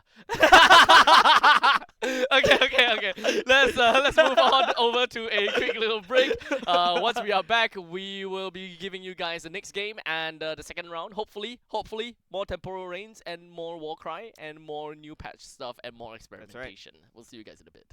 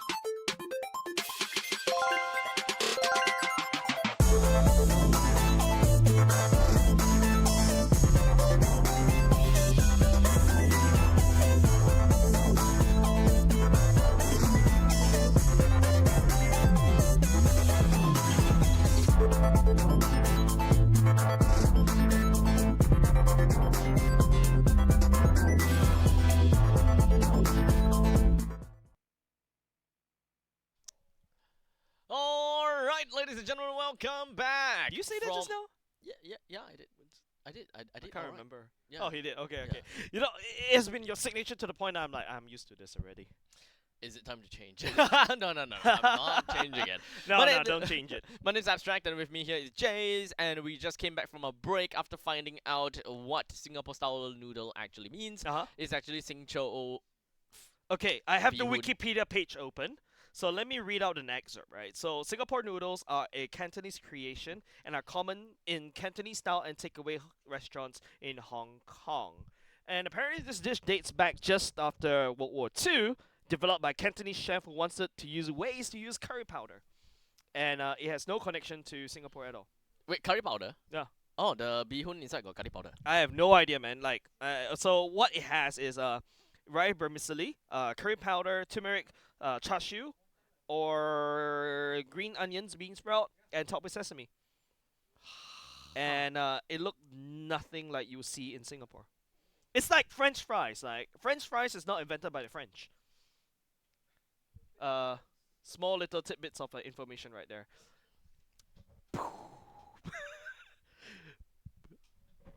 Boom. You know, Come to Skoga. We'll, Skoga Twitch channel for Campus Legends will teach you one little tidbit of information that is completely useless. Every day. One information at a time. yeah, one information at a time. That's basically what I have in my head. Alright, yeah, I'll slowly think of something. Yeah.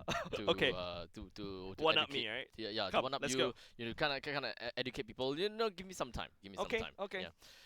Of course, before we even jump on to the next game for the MLBB segment, I would like to give a shout out over to the National Council Against Drug Abuse because we here at Campus Legends we want to really educate everyone on going towards a drug-free Singapore, and of course to really give you guys an idea Yep. like why shouldn't of course you do drugs, and of course you should definitely stay away from drugs and all that kind of That's stuff, right. Because understandably, number one, is illegal as hell.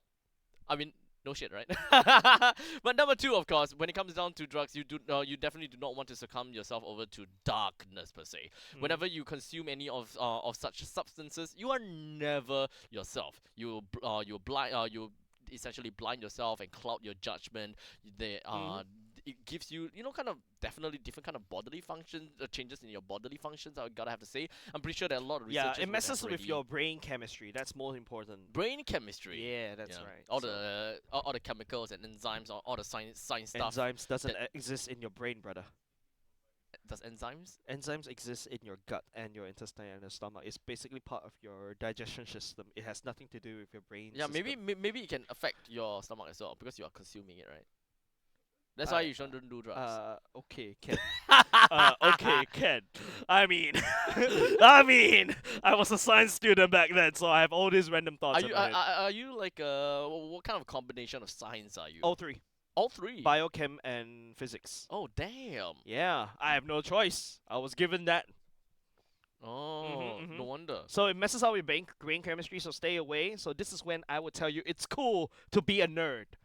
Play MLBB all day. Yeah, I mean, I'm more Nerd of a, supremacy! I am more of a geek. We are Sigma nerds! I'm more Sorry, of a yes. geek, as you guys can I'm a tell. nerd. But of course, to continue on, drugs of course causes hallucination, distortion in perception, poor bodily functions and coordinations. We talk about it, and of course even paranoia.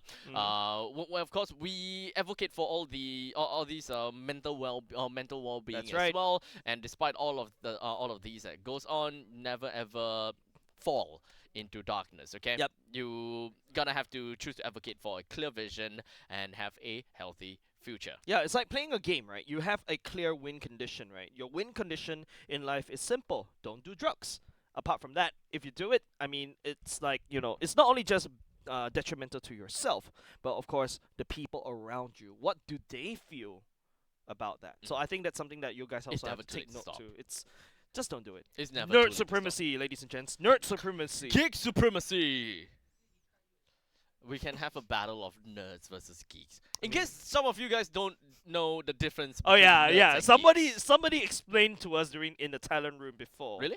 I think it was Kin who explained that. Really? Yeah, Okay, yeah, yeah. then you can. elaborate. Nerd is like basically like me, where I was a good boy and have a lot of information in my head, and I play a lot of games. But geek, on the other hand, you are more aware of pop culture and a lot more cooler. Yeah. Cooler. Wait, what? Why? Geeks are never cool. Really? I thought they're No, cool. Okay, no. as a nerd myself, I thought you guys were cool. Okay, nerd. Okay, so basically, Wait, did I get the definition wrong? to a certain extent, no. To a certain extent, is not exactly, not exactly. Okay, right. but of course, apart from entertaining our nerd and geek fantasies, the best place you want to do it is in XM Studios as well. Bro, I was just what's that? Is that Transformer between the curtain right there? That's the backside, right? Wait, is that Transformer? I can't tell. It's on the other hand, but that's Magneto right there. So yeah, we do have some Marvel. Wow, that's damn big. Yeah, it's really huge, guy. By the way, guys, check out XM Studios right here. It's located in Kitchener Road, right behind Lavender. It's just very close to MRT. Apart from that, there's like Blizzard items as well. If you guys are into StarCraft 2, etc., or World of Warcraft, there are also like DC stuff that you see evidently in the back. That's the whole Bat family right there, complete with a Robin and the first Robin, and also the Bat Robin. How is this first Robin? This is the first Robin. Oh, that's yeah. Then this is the second. Then this is the third. This is really? the second. This is Red Hood. Oh. Yeah. Why do all Robins change? Because I don't know. You because have to ask. Batman is not a Okay, good you have to teacher. ask my girlfriend. My girlfriend is a DC nerd. Oh, that Yeah, explains. yeah, yeah. I'm a Marvel fan. I so assume we that always is Catwoman. Is it? Oh yeah. She has Yeah, yeah, claws, yeah, right? Okay, that's Catwoman. Who's that? Oh no, this one I'm not sure. I have to ask Glenda. Let me text her for a moment. I'm not much of a DC. I'm fan. not a DC guy. I'm not very much a DC me guy. But neither. apart from that, ladies and gents, apart from all of that, don't forget we are also organized by Skullguide Esports Academy. Everything that you see, even included the advertisement that you saw right there, is all organized by Skullguide Esports Academy to try to drive youths towards a esports future, so that we can actually put ourselves on the esports map. But apart from that, also program academic partners ITE College and Republic Poly, program partners Scape, broadband partner My Republic, monitor partner as well Aegon by AOC, Predator, PC partner Predator, DIFY and Emerge, of course our media partners as well, supporting partners Mintan and XM Studios, and of course produced by C2E4. Yeah. Are you hiccuping again? No, it was more of a burp, I think. There's a I lot. s- Yeah. So thank you suppress. very much for all the organizers, and don't forget, ladies and gents, in order to organize something like Campus Legends, it's not easy. You need like a team of people behind the scenes, and of course a team of people who support the cause for Campus Legends as well. Without all of these brands and organizations, Campus Legends, especially for Season 7, will not be possible. And you know what else is not possible?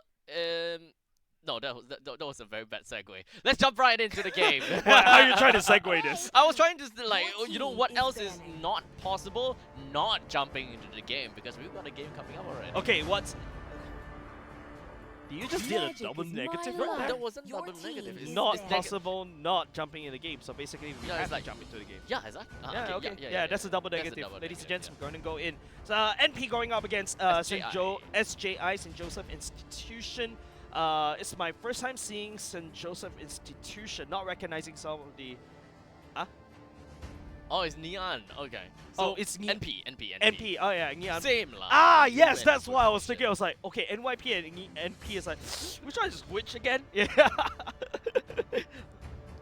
So just remember, just remember, like what's your command? NYP Your is team is Nanyang banning. Polytechnic, but then Ah. you just think of NP as nap. So are we? Ni an It is nap. in despair that I see Your the team Why don't they folly just of call themselves There are no NAP? shortcuts in Because you life. wouldn't My want to name literally an invented one. an educational institution a word that coincides with laziness. Okay, we The got falling NIP stars Flash. brought Okay, us so here. come on. Speaking about which, what is with all the asterisk players picking up prior picking chip?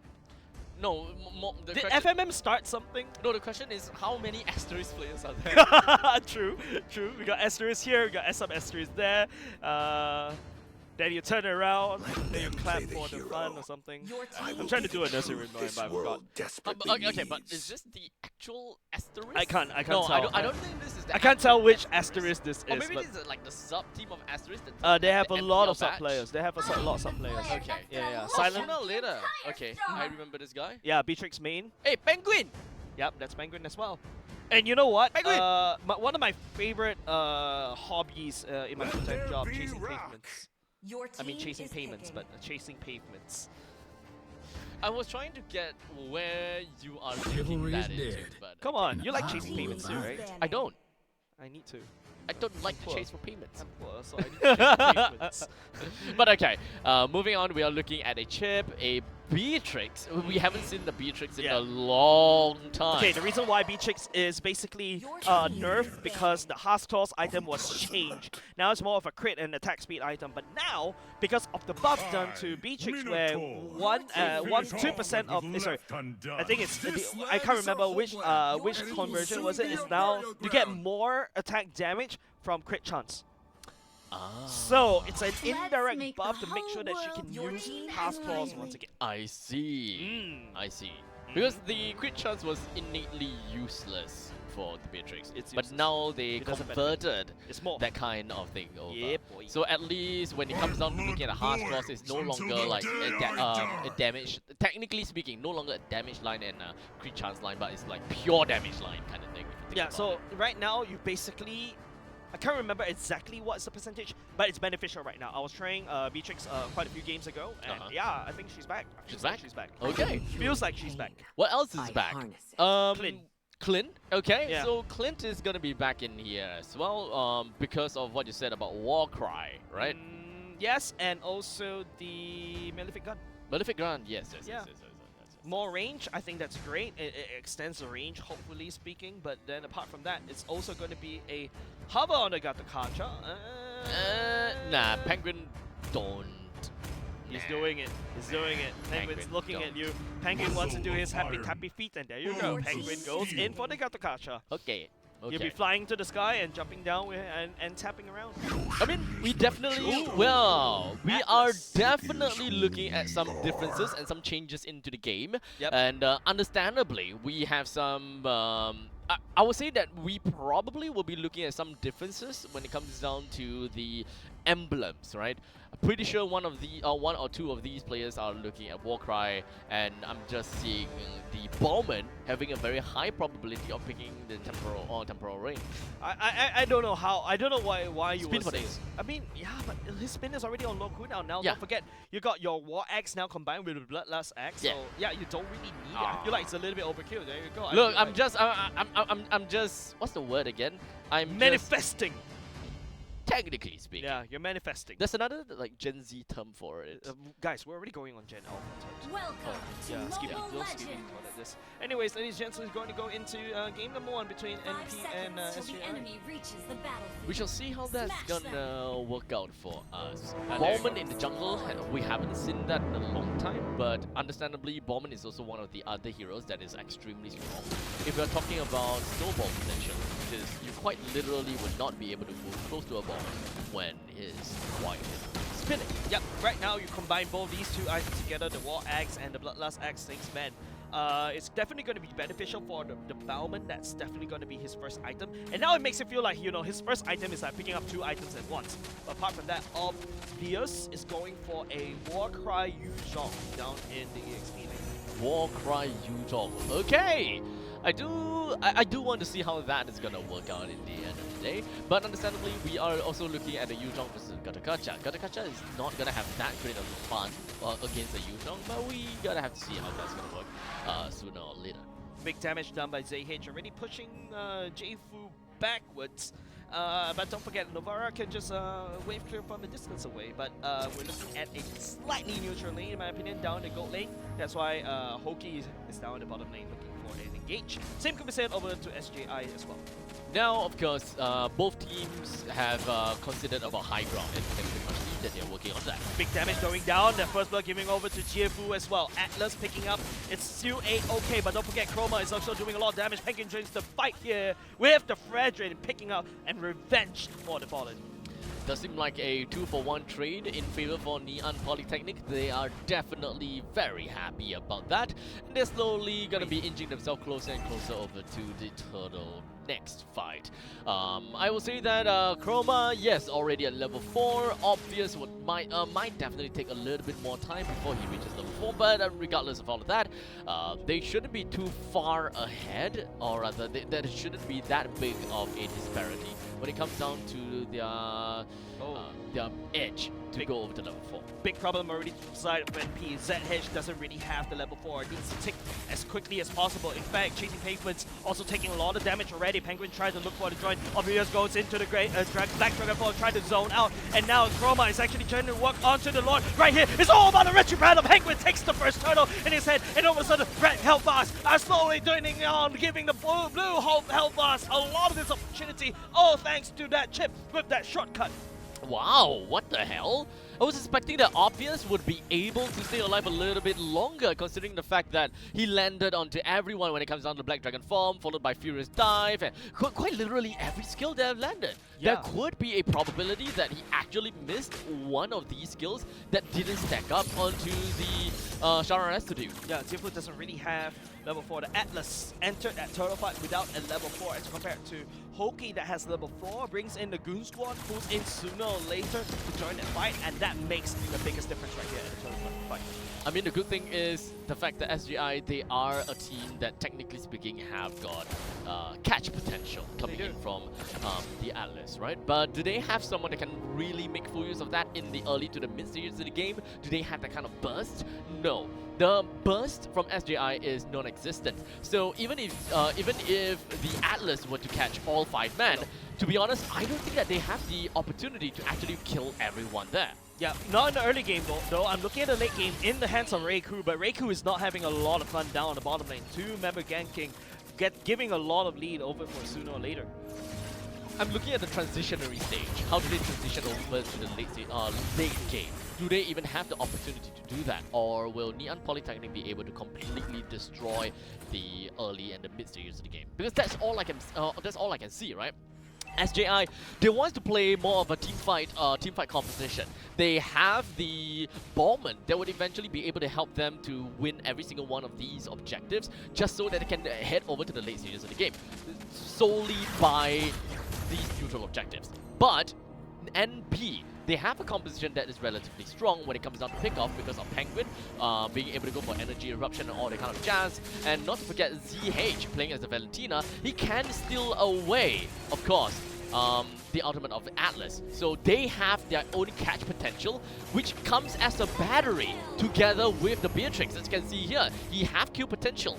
So NP definitely will have a way better mid game. Obvious, joining the fray right here, looking for Penguin right here. Not end the Petrify, but here comes Yefu with the Atlas, and then ZH repeats the same. But the damage coming from MP is a little too much for SJI to bear. And not only just that, sooner or later joins the fray, just cleaning up against 2 for 2. Maybe a tad bit slow, but it is all still fine and dandy. He didn't really pop off with the Bennett's Rage, but it's okay. He still managed to get a total of 5 kills at this point in time. In fact, more than half of NP has already been credited over to sooner or later. In terms of items, I think that he's got to be on a pretty good goal lead now. It's massive, especially for sooner or later. Going for the BOD, already built the BOD, built the Hunter Strike. He can go even more. Magnific Roar as well, and yeah, that's exactly what a Beatrix loved to build back then. Obvious getting picked off, obviously all the way up top. And Chasing Pavements apart from that, building concentrated energy. Just look at him, so much sustain and so much buzz in this Gatakacha. Yeah, I mean, he even built up onto the concentrated energy. So it's not easy to bring him down at all. I personally want to see how Gatakacha can actually be brought into the meta, especially with new items and such. Does it really help? Thunderbelt seems like a good idea now. Does Gatakacha play around with defenses? Yeah, I think does? I think it does. Like the harder you kill him, the longer you take to kill him, you actually manage to land That one stack passive defense? thing, right? Yeah. Okay. Because Yeah. I haven't played Gatakacha before. Like for real, as an EXP laner, I've never touched Gatakacha. The reason why, even though I don't play a Gatakacha, I hate to fight against him because every time when I feel like I'm doing damage to him, he's He will slam actually back. slamming against my teammates. So I'm like, do I kill him? Do I attack him or not? It's very confusing, huh? Yeah, it is. It's kind of like a second version of Blue to a certain Up. extent. There we go. Z-Hedge using the stolen Fatal Links as well. Man, I haven't said that in a long time. Indeed. CFO on the other hand already committed his, but he's taking a lot of punishment down bottom lane. Sooner or later, just shredding damage using Nibiru right now. But 2 is for 1. NP is taking a lot of bad traits, but at the very least, they're trading it for map control.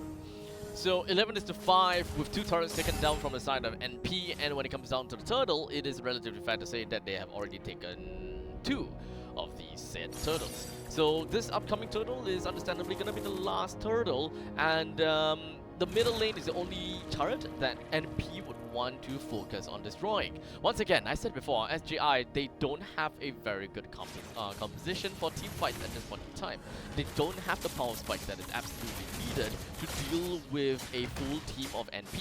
Sure, maybe they'll be able to pick off one person or two with the Fatal Links, but anything after that is just a losing fight because you don't have enough skills and resources to deal with the rest after expecting everything on that one person. Yeah, Zifu is just literally giving his Fatal Links over to Z-Hedge.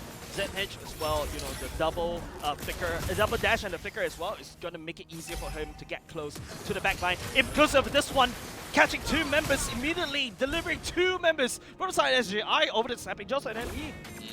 And to make matters worse, right, when you draft an Atlas into a Valentina, your opponent's Valentina is actually gonna have the Fatal Links a lot more than you do throughout the entire duration of the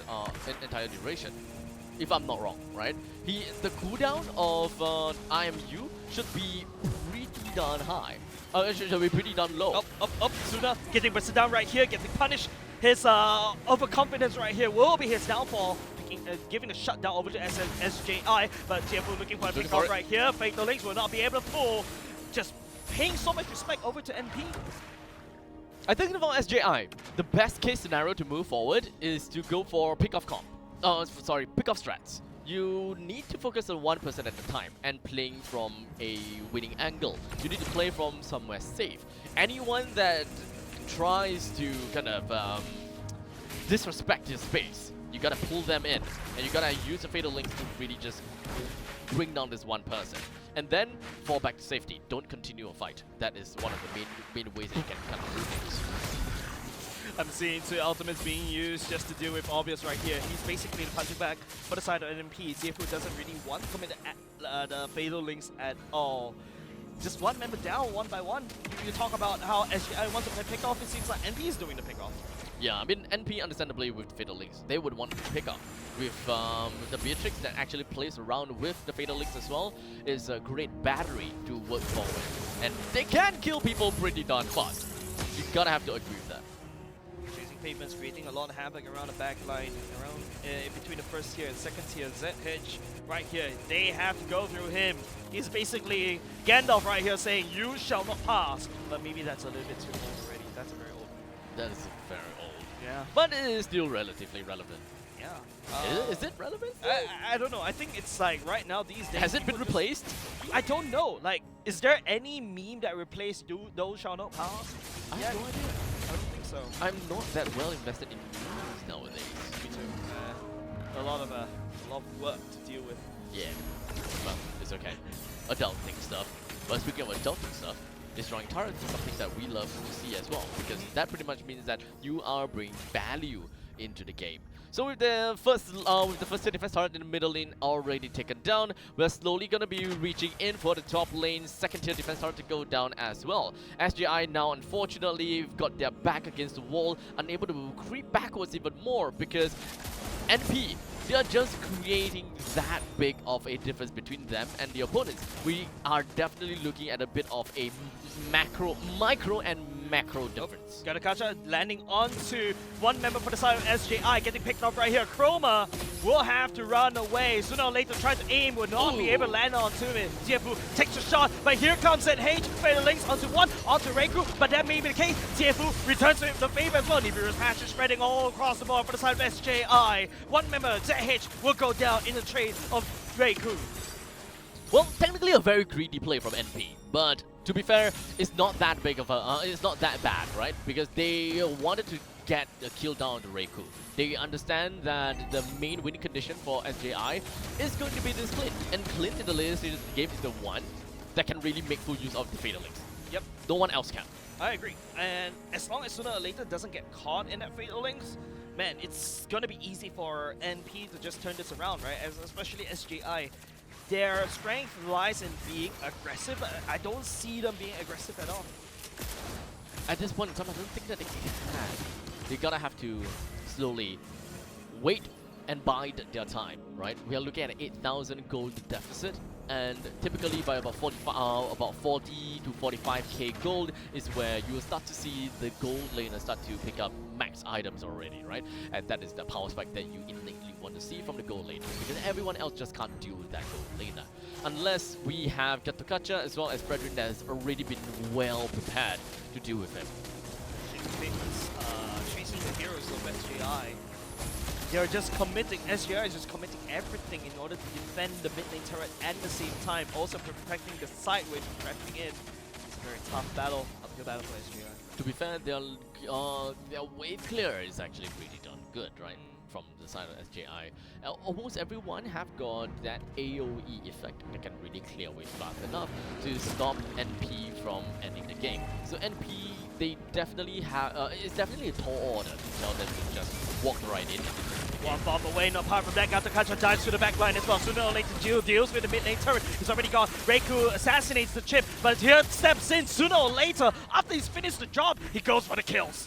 A bit too greedy from the side of them, Hoki, but it's not going to be stopping. ZH, Fatal Links, a stolen one right here, sooner or later picking up an unofficial maniac right there, and he works on the turtle. He wants the triple kill, the unofficial savage awarded to sooner or later. Oh boy, Beatrix is definitely back in action, baby. Definitely. I mean, looking at the items, we have pretty scary builds altogether. This is actually more of a Nibru, no, not Nibru. Anything. It works with anything. It works with everything? It works with yeah, it everything. works with everything. Because, well, okay, mainly when I'm looking at the Blade of the Heptases, when I'm looking at the Blade of Despair, and most importantly, the Hunter Strike, we usually look at Wesker. Is it Wesker? Which one? Sniper. Sniper is Renner. Renner, yes. Mostly on Renner. And when it comes down to Heart's Claws, it's like, okay, I can use Nibru to just heal up. Yeah, and this build is basically sooner or later saying that, yeah, I'm a hit. Usually you either pick either the Hunter Strike or the Blade of Heptases, but hey, Went for so both. far a hit. Went for Might both. as well. Might as well. Might as well. Now, not only just that you're slowed down by the Blade of Heptases passive, now I got movement speed bonus to chase you down. Now, looking at the rest of the items here, Obvious went for a very early Hunter Strike, and not a fan, because they are behind. If you're ahead, then go ahead. If you're ahead, then go ahead. If you're behind, don't do it. If you are getting a decent amount of kills. But in terms of his items, he decided to go for a Dominance Ice in response over to the Gatakacha, as well as okay, quite literally everyone, right? Gatakacha, the Fredrin, as well as Beatrix. I'm fine with that. We do have the Glowing Wand that has been picked up from the side of J-Fu as well. So technically speaking, we actually don't need so much of these Dom Ices, because we have we already have the Glowing Wand that's going to be picked up from the side of the Novaria. We have the Yuzhong that's going to be picking up the Dom Ice, so I don't see a need for the Bowman to actually pick up a utility item. Yeah. It's most definitely, I would most definitely say you go for War Axe and then go straight for the Brute Force Breastplate. You want to go for any other defenses from that point on, so be it. But this Dom Ice does not benefit you at all. Yeah, and if you take a look at Chasing Pavement's item, this is basically the one thing I fear from every Gato Kacha player, especially when they decide to go for this kind of item. All of a sudden, your ultimate actually do a lot of damage. Yeah. With the Blood Wings, it even makes sure that he won't die all that easily. And in fact, the power about Gatakacha now with the new Winter Crown is you are unstoppable when you're trying to run away with an ultimate. You can quite literally channel your ultimate, pop off your Winter Crown, and you actually create space without, while still having the invincibility. True. It's like an Alice Winter Trunkion in a sense. Yeah. But now it's Winter Crown, right? Yeah, Apart Winter from that, Crown, it's yes. like, yeah, you kind of, I really kind of do. Imagine I jump onto you, you want to, like, you know, attack the Gato Kacha as it lands, right? But then it turns out, hey, I'm frozen. And I'm all of a sudden invulnerable. I can eat all this bonus spells as well, so it's actually beneficial. You buy a lot of space, you buy a lot of time, you buy a lot, you take away a lot of spells from the enemy as well, as long as you time it right. That's why the new Winter Crown is an item that I think that is absolutely great. In fact, Adaptive now. yeah, two items that came into this upcoming patch that actually, like personally, I feel increased the difficulty of MLBB by a tad bit, and it could definitely set some differences between the top players. Right? I also feel that because of these merge of the items, it also benefits a lot of different heroes. Yes. Apart, don't forget, like, remember the merge of Scarlet Phantom and Haas Claws? Yeah. That actually destroyed Beatrix, right? But now it feels like, hey, it actually benefits all the heroes because these are your two items that you really need. And now because of that, it frees up another item slot, which you can decide to go for either for Wishing Lantern or even other items or even more Holy Crystal. Well, I gotta have to say that not even that. I think that the what Malefic Gun. Malefic Gun is the one that I believe that can create that kind of micro game between goal laners. It can it's like a poke game. No? At the point in time where you believe that okay, I need this range, I can just like whew. No, okay. The reason why Malefic Gun doesn't work, in my opinion, is because like it's like I need to sacrifice one item slot. Okay, Yeah. imagine if I'm a Claude An right now. active item slot, especially. Active item slot, Yeah. right? So Win on Nature is a no go. Correct. So imagine that, like what do I sacrifice, right? It's unless they combine one of the three items of the Holy Trinity crit and also or the attack speed item into one, for example, Corrosive Side to be combined with the Golden Staff, then yes, I will consider Malefic Gun. But right now is that I don't have enough item slots, right? So that's the problem for the gold lane meta. You gold laners have so many issues. We with have a lot of items. things to think about, bro. You know what else we have to think about? The draft. The draft. Let's go. And how is that gonna be like? Yep. So we have the Harif. We've got the Harif, Chip, Mathilda, and Roger that has been thrown into the banning phase. What are you laughing at? Okay, guys, if you're meeting any Asterisk players, just take away the chip. If you notice, it's always the first game they will okay. let the chip go because nobody bans a chip. It's not prio because in ranks or basically in solo queue, you don't really need to Time worry and about the tide chip wait because for no one. players in solo He's queue, they're no not girl. really what do we call it? Well coordinated. Well coordinated. That's right. Right. Thanks. So now you really need to consider banning away that chip because you have people from Asterisk. Hi. Hey, at least Chip is fun. Chip is fun. Yeah. Yeah, but it's not fun on the receiving end. Hey, who cares? Gaze the stars. To be Yeah. fair, I can See see your why. picking. I can see why Yo. SJI Find a way. decided to pick up the You are Atlas always because forlorn. they know that whenever Yeah. you rally everyone in, that's the perfect time for the Atlas to come in. But I think that it completely slipped their mind that there's a Valentina on the night opponent sky side. tells If not for all. the Valentina, I think that things are gonna be fine. Mhm. In the meantime, we're now also looking at an Esmeralda being picked up from the side of the MP. Esmeralda is probably one of the other heroes that we're gonna have to look out for because of the innate changes. Glowing into One actually really works really well for Esmeralda. Mhm. And in fact, I'm not too sure about I Wishing am Lantern. more than No, a you weapon. don't need that. No, you don't need You that? just need to consistently burn the enemy and you are always healing, right? And not only just that, you also counter the healing of enemies, so yeah, So- it's actually kind of good. So my idea of Wishing Lantern is that it deals damage based on the opponent's current HP.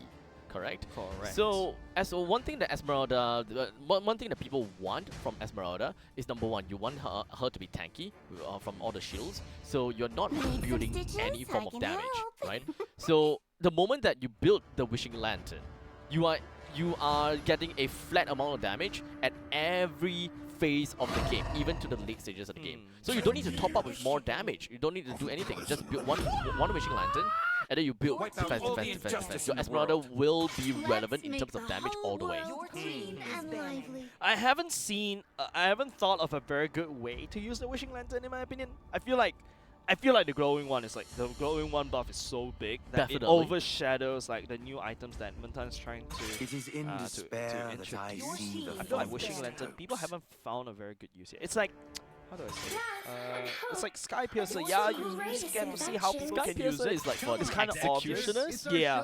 while Wishing Lantern is for the bruisers. Yeah. You gotta have to bruise the opponent, Yeah. which is why Mages is the one that wants it, because they are the bruisers, Mhm. right? True, true, true. Esmeralda being the mage, the bruiser, the tankier one, probably in my opinion, probably the best person to receive the Wishing Lantern. Okay, okay.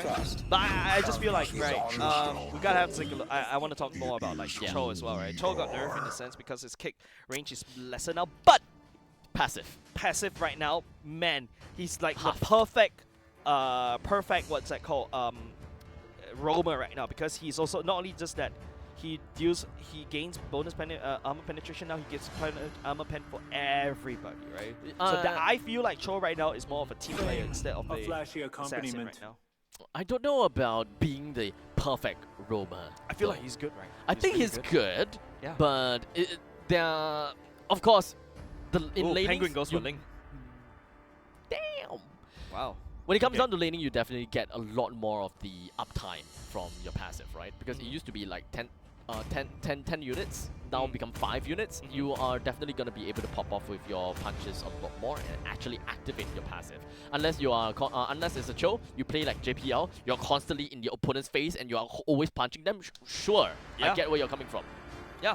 And I thought that's what a Cho wants to be, right? Constantly being in your face, being annoying, just knocking people up. Imagine you knock people up and then, Wow. yeah, it is also quite interesting, right? But Even the then- KOF Cho, Welcome to Mobile Legends. oh, usually when you see a KOF Cho, you ought to be afraid. 5 seconds. Anyways, till the going enemy to game number reaches 2, the it is SGI going up against Polytechnic. By the way, it's a JJK skin coming in from the side of ZH. Hey. Baker Me's not coming back. Fushikodo. Wait, what do you say? No, it's What? okay. Spoilers are best said once. I wouldn't be surprised if you start to be cancelled because of spoilers. But don't worry, it's not as bad because apparently there is this other game, PC game that actually supports people about JJK. But move on. Yep. Oh, look at that. really? Yeah. Oh, I didn't know about that. First of all, giving up a side SGI 9-star, especially on that alpha. Pink going for the killing spree as well. Man, this guy wants to keep on going. People were actually really mad about the game. Which one? Hold on. It's a battle royale game. It's a PC game. Yeah. Huh. Yeah. So it's really fun. Looking at reactions from people where I accidentally got spoiled as well because of the What game. did they spoil? Who Fushikuro is? I mean, to a certain extent, who or what he is. Yeah. Okay, Yeah, okay. Okay, Yeah, okay. yeah. But JJK is a well-designed anime. if you ask me. But you know what else is wrong? Mhm. I don't know myself. I guess I don't know. Well, you're a designer. I mean, My segues are just not working today. My brain is not working. In most cases, I would actually come up with pretty mean segues. Yeah. But for now, take a look at middle. obvious. Taking a lot of damage right here. He's just trying to stay alive. Link goes into the Temples of Blade as well. Gets all the way safely like a sneak assassin. He's gonna heal all the way up. Tearful stepping forward just a little bit, chasing Pavement just running away. But then again, Penguin, what a smooth criminal coming up from NP. And of course, Julian at level 3, you of course already have the opportunity to be supremely aggressive. With all your enhance this, enhance that, you don't care about anything in the world, you just go straight in, boom boom pow, and you get yourself kills. In the meantime, we are also going to be looking at how SJI has been doing thus far. Tiefu went back to playing the Uranus again. Atlas again. So, do they have someone they can actually make full use of it? Technically speaking, yeah, I would say that Atlas, I would say that Alpha is one of the heroes that could make use of the Fatal Links. Albeit not as good as some other people, but hey, it's still pretty okay. You can see a lot of Omo combo coming up from SJI, right? But they are also anti-synergies if you ask me. Because as a Melissa, you know what I hate? What? An Alpha pushing everybody away with my with the ultimate when I already land down the bucket. Understand. Yeah, so there's a lot of anti-synergy that could potentially happen for the side of SJI, but we have to take a look. But if you play everything supremely well, like a very well-balanced timeline in Premium Pro, I feel like SJI could win this. To me, I would never ever really... Oh wait, hold on a second. It does seem like we have 2 fights breaking out. Not only just that, Reiku pulls out a bubble, but it doesn't really matter sooner or later. Oh! Yeah! Flicker's ultimate, but it misses, and now Penguin will take full advantage right here. It's just basically free real estate for him, but he's gonna miss 1 or 2 blades, but that's alright because Yefu gets taken down, and Penguin will fly away. Who says Penguin cannot fly? In the meantime, that was unacceptable. They just have to flap their wings harder. It's kind of like a belly flop kind of thing going on for penguins. Hey, come on! Have you seen penguins foolishly drop off cliffs? It's cute! Exactly! Yeah! Because they can fly! But they can swim very fast, and they fly in the water, technically speaking. Fly, maybe. Fly. Anyways, build path, if you take a look, both sooner or later, and Penguin going for the Berserker's Fury is Hoki jumping in, but whoa, he's gonna shred Jifu down with the help of ZH right here, and now, apart from that, Chroma picking up a killing spree already. Oh, 3-3 is the current scoreline, and NP definitely looking at about 600 gold lead. Not that big of a deal, but what is a big deal is the fact that Penguin already have 2 kills, and he's playing as a Ling. Wouldn't be surprised if he actually picked up the Sky Piercer for himself because he wants to have the early game start. But look at this, Chroma, he actually did try to do whatever that he could on the Penguin, but somehow the damage is just not quite there. Yeah, and even though he's in the lead right here, right, he doesn't have that burst damage because then Link could just fly away. But don't forget, it's also chasing Penguins, doing a really good job just to annoy the enemy team. Just everywhere. He's just everywhere right now. Right now, NP is playing like they have 2 roamers, right? Tiefu looking for a nice way to Link. Will not be able to find Penguin right here, but Flicker is coming up pretty soon. Just waiting for the perfect time for both sides. They are just biding their time. In the meantime, oh, Penguin picking up the turtle already given over to the side of the NP right here. ZH just pulling this enhanced side right here, and now he's going on cooldown. Hoki will not be long for the world. The Counter-Strike will be able to deal with it. Chasing Pavements getting chased down instead, and almost picking up a double kill, but apart from that, ZH will be able to find the marksman for the side of SJI. 2-for-2 trade, and understandably SJI have got the bad part of the trade, losing Reiku, their gold laner. So it was, if I'm not wrong, a pause 1 and a pause 2 down from the side of SJI. In the meantime, it is a pause 5 and 4 for NP. So it's completely onto the opposites, completely the extreme opposite. end. Yeah, the extreme ends, yeah. Yeah, that's not how you want to play if you want to play against NP. And what I really like to see from the side of NP is that they know how to trade really well, and Hoki just dodged everything right there, even pulling out ultimate. In the meantime, Penguin just snipes off another member down the bottom lane. Oh my god, Jifu, why would you do that? Purified for nothing. Hoki went for the way of the dragon. He could have just waited and just bide his time to see whether there's really anyone that came in sooner or later with Man, I was expecting Leslie to pick that up, but I mean, you do you. Sooner or later, you do you. One more snipe. God. Right now, Reiku just have to defend using the ultimate snipe because if it lands, that could be an execute. I can see why now. I can see why it could be pretty mean. But Penguin, I'm pretty sure he has it as as well because he just absolutely destroyed J-Fu.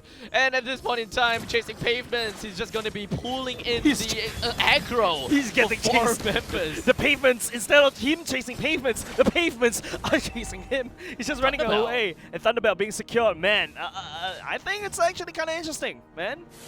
Thunderbelt, huh? Yeah. Okay, I completely forgot what is the other Okay. things that we're gonna have to look up from Thunderbelt. Okay, Thunderbelt right now, instead of, it's also like a you scaling. build- yeah, it's a yeah, you scaling build item to right now. defense. It's somewhat like Aldous in a sense, Oh, but no. for defense. A Sky Executioner! Sky Piercer, sorry. Actually, I don't see the activation. Yeah, me too.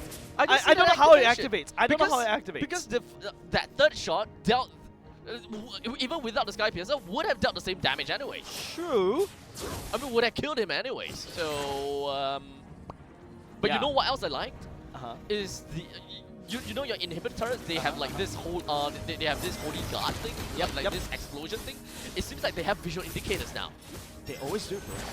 They have better visual indicators. Yeah, now. they actually upgraded the game, and in fact, it looks a little bit sleek. But speaking about looking very sleek, right here, SJI returns the favor against NP, picking up 3. And that's worth. Very worth it. 1 for 3? Damn, I'll take that any day. But yeah, about the visual improvement. I mean, the last time the holy defense. Yeah, I think it's called holy defense, right? Holy something. The holy something, right? It initially was just like this sigil or emblem onto the turret, but now it even shows on the floor. You know, it looks like a wall now. Oh, If I am not wrong, that Oh is the yeah, signal okay, of okay, holy- okay, true. holy defense. But apart from that, Holy it's going to barrier. be the penalty zone Greenlander right here. It's going to be Hoki jumping into the back line right here. Members from the side of SGI are returning the favor. It's going to be swinging over there. Enhanced side not enough to deal with Chroma though, but Hoki will lose his life. At this point in time, I am just contemplating if getting the what's the new item called again? Which one? Sky Piercer? Sky Piercer, yeah. I'm thinking whether getting Sky Piercer onto Leslie is actually worth it right now because you already deal so much damage and you just want to deal as much damage as you can, just more and more and more and more. Yeah. More BODs, more BODs. Remember what I always told you, right? Like, Yeah. if I could get away with it, I'll build 6 BODs. But why Even not? 7. Why not? Why not? Just add 1 more BOD. 8 BODs on the Leslie. Yum. Or maybe 10. No, fun. Yeah, there'll be a lot of damage. Speak about a lot of damage that H will be receiving a lot from the Alpha. And not again, it's going to be Hoki trying to kick, but Ray Crew pops up the bubble right here, just denying him entry. And Obvious stepping forward, penalty zone to zone everybody away. This game is definitely a lot longer for NP. It seems like they are definitely having a tad bit of difficulty. But I'm pretty sure that once they have reached level 15, that is when the game really starts. Yep. I mean, Penguin, he is very over-leveled to in many extent, right? He's currently Oh my at level god, it's 14. Yeah. He's level 14 while Chroma is only at level 12. Yep. Just reached level 12. Brother has been farming a storm, literally, right? Penguin right now. A Lord is already a quarter HP chasing pavement, jumping in right into the damage from the side of Reiku. But then again, look at Hoki dumping to the back line, but Reiku will be able to deal with him. Penguin will be trying to lure the damage with the Tempest of Blades, and before that, he already secured the Lord, so he's already gotten what he needs to do. Yep, and he's just going to be going for a quick little split push down in the bottom lane as well. With the Lord, it's just going to be rampaging in the top side. In terms of damage, I would say that Penguin is more or less ready to go in and wreak havoc. Because I think that he's just pretty much been farming throughout the entire game. And if he finds the opportunity to kill, then he will probably go for the kill. He hasn't exactly went too out of the way just to kill someone. Yep, NP has been really going for the late game, right? Look, they've got a Leslie. Link to a certain extent, yes, it's a late game hero because damage, yep, 1.6k, 1.7, yes, I love big numbers and I cannot lie. I just want to see more big numbers. Yeah, I love big numbers. Well, back to the question, Sky Uh-huh. Piercer, worth it or not? But you, okay, that's the thing, right? You want to go for a Sky Piercer, maybe you have to trade off a BOD for it, but technically speaking, yes, BOD, Sky Piercer does give you bonus attack damage, but maybe you need to build it early, right? So Not which means that you're going to slow down your burst, because usually you'll build an endless battle after your Berserker's Fury. Right? So you're going to have to trade it off. And it takes time to kind of stack up the Sky Piercer. I mean, if you're a Leslie, you want to go to the late game, right? So Yeah. yeah, why not? Let's go late game, choo-choo. By the time you reach there, Do you even need that kind of big stacks? A lot more better than look at that. 2-3 hits. There you go. Tiefu down. Penguin didn't build a Sky Piercer. I'm wrong. Doesn't Seems like the damage is pretty done high from the start already. Don't Yeah. had Sky Piercer to kind of like rack things up. In the meantime, he also built up a Maleficent Roar for himself, so they are definitely going to be very, very confident in this upcoming fight. Look at the poke coming from ZH though. Just one side, half HP, the enemy jungle. And right now it's going to be SJI getting locked up inside their own base, inside their own school, right? MP on the other hand is banging on the gates. Perhaps we'll be able to see more opportunities for SJI to mount a comeback, because they have a lineup that is relatively strong in Comebackable. team fight. Yeah. Yeah, it's kind of line up that apart from the 3 collector skin that I'm seeing from the side of SJI, even maybe 4, I think. The Atlas, the is Atlas Terizla, one is... it's a Terizla is collector- not collectors. It looks like a collector skin, in my opinion. But apart from that, if you take a look, it's like, yeah, this if you trap NP into some sort of damage, maybe this is the one. Penalty zone, Nice. 2, 3, nice, but sooner or later just zones out just a little bit. ZH pops the winter crown instead of Drunken. Almost said that, but look at the damage coming out sooner or later. Obvious right here has to just try to back off just a little bit, but nobody died from that one, but it could be disastrous for Ngyan Polytechnic. Oh man, the spell vamp for the Terizla makes me really want to play Terizla back again. Yeah, man. Oh man, he's just completely unstoppable. Oh man, but I don't have time to play. You can carry. How? I can't. Like you can do like At this point in time, any free time I have is for sleeping, dude. let me demonstrate. Imagine. You gotta show the camera later, okay? You gotta show the camera. No, later, shot a bit later. no. I think that joke is best between you and me. Okay, well, we are 14 minutes in now. The only thing that I can imagine SJI to win is just clear off this Lord and wait until level 15 for the Alpha, and only then there is a possibility for them to try to win team fights and Yeah. slowly come back to the game. Feels like there's a lot of things that need to go right for the side of SJI to pop up. You need to get a beautiful Fatal Links. You need to make sure that Chroma doesn't push people away from the puppet. Reiku gets a nice puppet that tags onto 4 or 5 members. That's the only time, but Hoki is trying to look for a pickup right here. Why He's up getting here? pressed down. Why? JH as well, jumping in with the damage, but sooner or later we'll be picking up Fury as well. But look at the puppets just spreading out damage, and that's the damage that SJI is looking out for. But NP pick up a triple kill. No sooner makes up a maniac instead. It's just Reiku left, but unfortunately it's no Savage for sooner or later. And it is a El Clasico between the assassin and the marksman. Let's be honest here. You put a marksman and an assassin together, who wins? Nope, Assassin usually wins. Yep. Reiku doesn't really have the bubble right here, but Penguin tries to end it with the amount of wave clear. Sorry, with the amount of minions coming in, but Reiku doesn't really have the wave clear. If you notice, he even pops a bubble just to make sure that he pushes the minions away. He tried, and tried. it worked A out. for effort, it worked out. But Penguin, boy oh boy, dude, you're knows. not bold enough. You are not bold enough. He knows. He doesn't want to. He doesn't want to go and test right there, even though Mount he's been test, bro. testing. Don't test. Why no test? No test. Why no Testing is test? bad. Hiya. Exams are bad. Hiya. Stay in school. Penguin, you know that I'm watching. You don't want to give me good game. Oh man. Okay, right now it's just SJI. The base is completely cleaned up.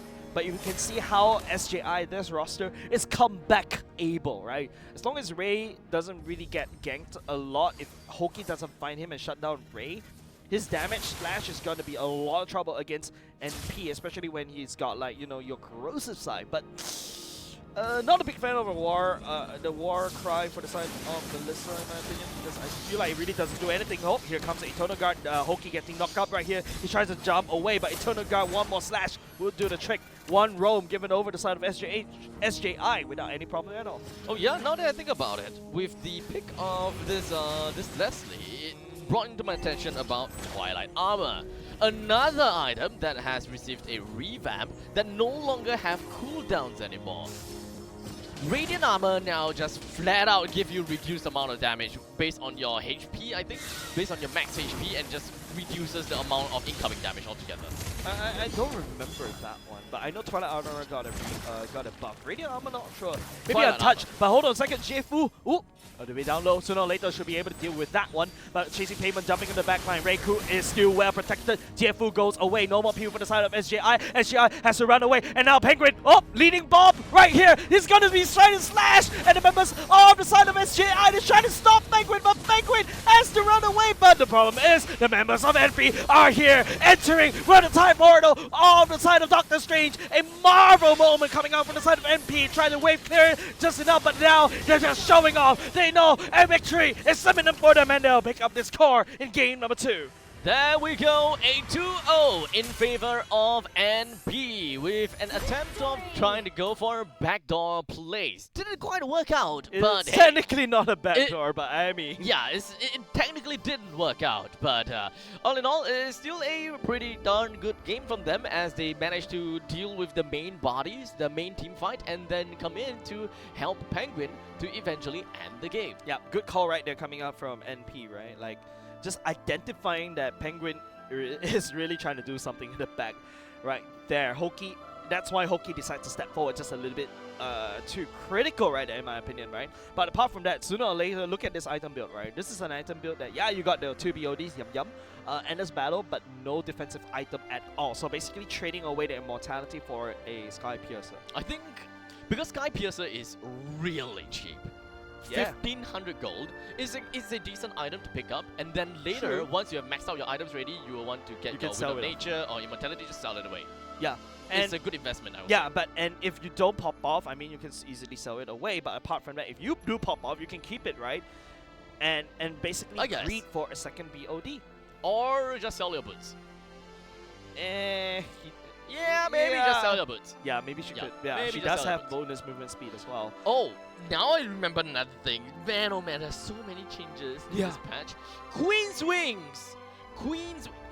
obvious, why you never pick up a Thunderbelt? Your entire build, your Teresa is literally defense-based, the low... Wait, oh wait, no, it's not. Damage reduction. Damage reduction, yeah. Okay, But makes yeah, sense. but does make sense. You stack more armor, right, to make it deceivingly easy to kill. But apparently you're hard to kill. Yeah. Yeah, I mean, I'm a marksman, so whenever I try to kill a Teresa looking at this You're health, like, oh, I think I can kill him, but no, turns out, don't forget, Yeah. she has And- damage and- reduction. Especially now, being with War Axe, having Bloodlust Axe options. 2 in 1? Yeah, I mean, technically speaking, you as a Teresa, you don't need this new War Axe because you don't exactly need all those damage. You just need defenses. You just need a Thunderbelt and then just work with everything. So maybe the Queen's Wings is actually the more decent option here because of the 2 unique passive. We know that the first unique passive, Demonize, Oh, thank you. that's the War Axe one. Ah, Yeah, that's but my- the that's Queen's my Wings favorite passive, OV the right very there. first, the very first unique passive, which is Demonize, is understandably that once you are below 50% HP, you get more spell vamp, right? But when it comes down to the new unique passive of Queen's Wing, the lower amount of HP that you have, the more damage you get. So if you lose 60% of your HP, you get 15% damage increase. Yeah, okay, there we go. Yep.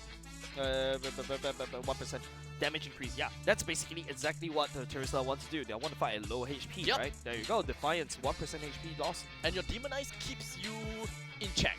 Yeah. Spell Vamp as well. That's what Teresa needs as well. Cooldown reduction. Technically, we don't need spell vamp, but it is a very It's a good to have. it's a very good stat to have. That's why we still use Festival of Blood because you just need that tiny little amount of spell vamp to really make full use of the spell vamp. Because Correct. each of your hammer swings actually gives you a lot of that spell vamp conversion. That's why it's very deceivingly easy. Deceiving, it makes it feel like, yeah, Teresa is just a small little HP bar. Yeah, I can Like, burst him I down. I can burst him down. I Nope. got my Sky Piercer. Nope. I am a victim of all the EF fighters. I'm basically like, there's a reason why I bloody hate fighting against EXP laners. They always come for me, they have things to build against me. Ugh, go away. Understandable. And very, very understandable. Now, in the meantime, we have just completed the second round of today between SGI versus NP. As you can see on the round one. Round one. We're Yes. we're still at round one. Yes, we're still at round Yep. one. So moving on with moving on to the brackets is NP over to round two, waiting for the winners between SUTD versus SP. While SGI unfortunately being dropped down and relegated over to the lower bracket, they will then find out themselves fighting against whoever loses between SUTD versus SP. Okay, so yeah, we start to see a little bit of patterns going on, right? For the side of NUS and also NP, they just somehow they always find ways to trade, if you notice, right? But I personally feel NUS is a lot more cleaner as compared to NP. Very clinical, right? Clinical, yeah, correct. Surgical in a sense. So hopefully we'll be able to see a little bit more of their performance in the later future, later dates whatsoever. Well, I mean, Jace technically won't be able to because this is. I mean, we'll see him for another event tomorrow, and then afterwards, bye bye. You go Saudi. Bye bye. Huh?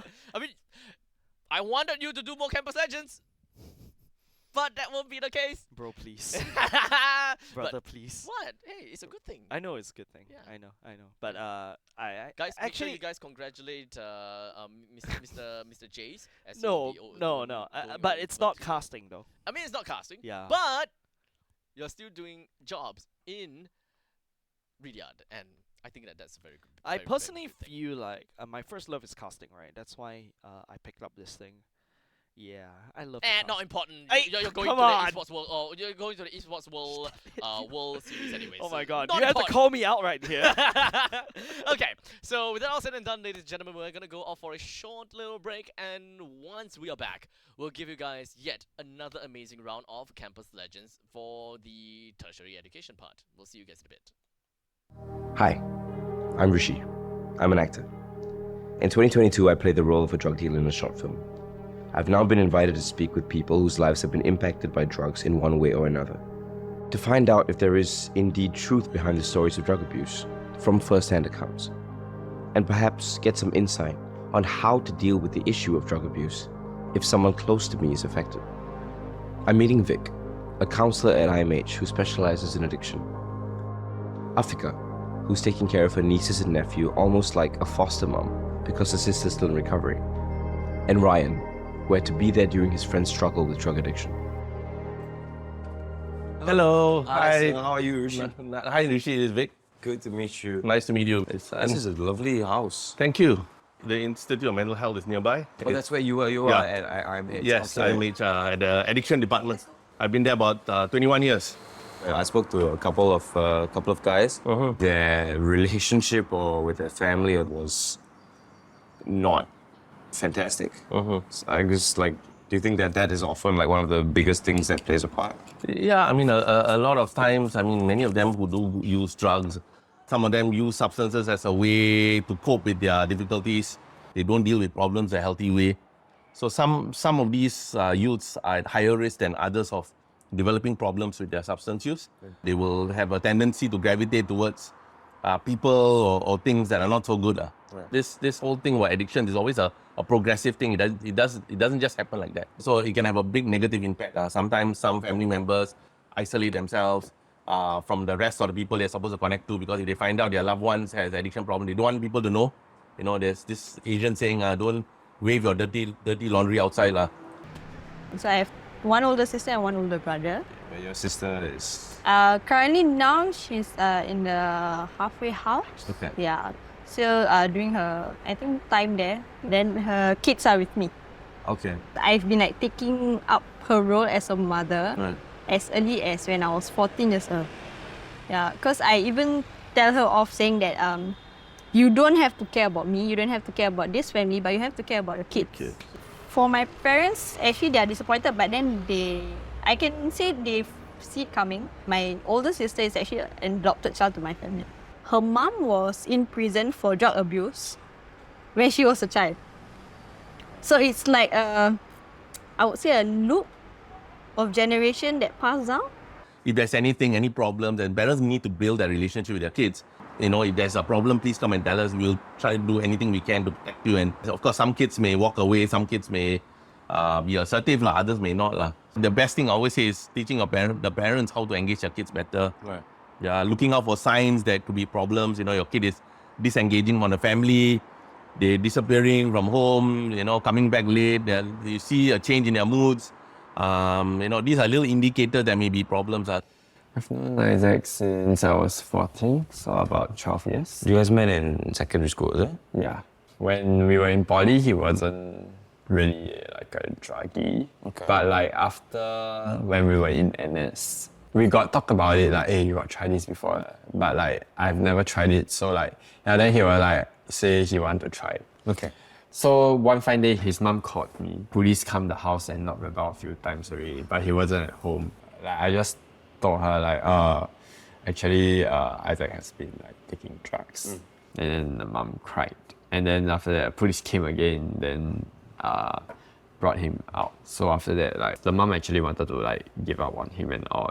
But then I told the mom like, you can't give up on your son right now. And then the mom was like, you should have told me earlier, then we can find a way to help him. Just have that talk with them. I'm not sure whether the friend will listen, but in some cases they do. Okay. They say, look, we are here for you. You may be going through, you may not fully understand what you may be going through, but we are here, we're trying our best to see what we can do to help you. You're our friend and we care for you. I'm going to separate the person and the drugs. I don't like your relationship with the drugs. And, I want you to get help. Yeah. And even then, like you say, kids are kids, they're going to make mistakes. But, it's how we try to engage them as early as we can before they make bad mistakes. He told me that he promised that he really wouldn't touch these drugs anymore. He woke up because he saw his mom, how bad the mom cried for it. Yeah. So I'm like, then what's your plan for moving forward? Yeah. I think he's very blessed to have his family to be very supportive. I also told him that, if you have any triggers or what, you just call me or your mom, like we can just drag you away or something. Like you just call us so that we can be there for you and then we can distract you with something else. Like maybe watch a movie or something so that you don't go and think about all these things. And family shouldn't blame themselves, whatever happens to their loved one.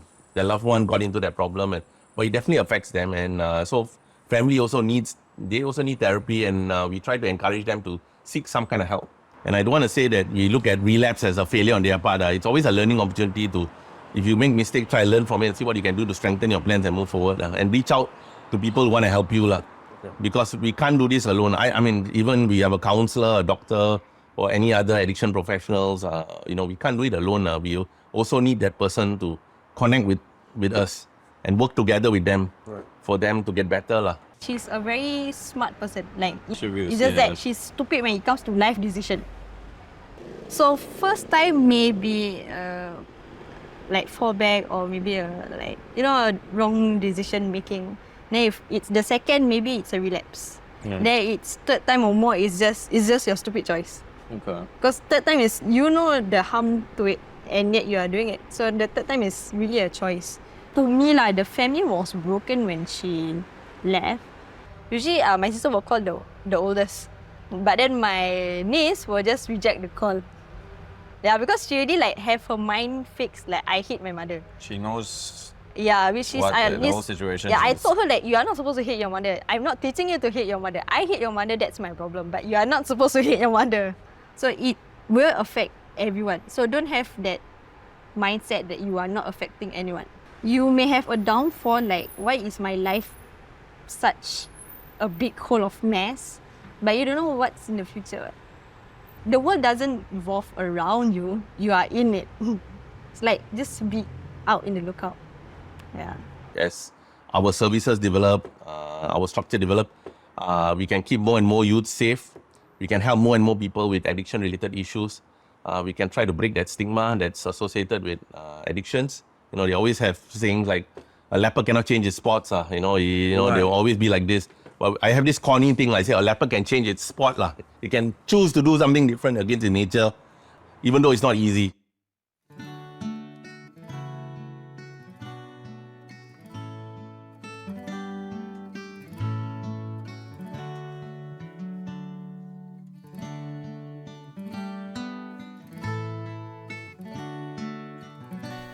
Vic's words stayed with me for a while, especially after meeting Ryan and Afika.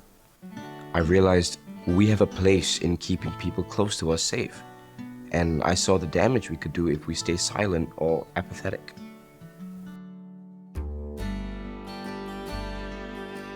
It makes me reflect on how even I have a part to play in my own environment.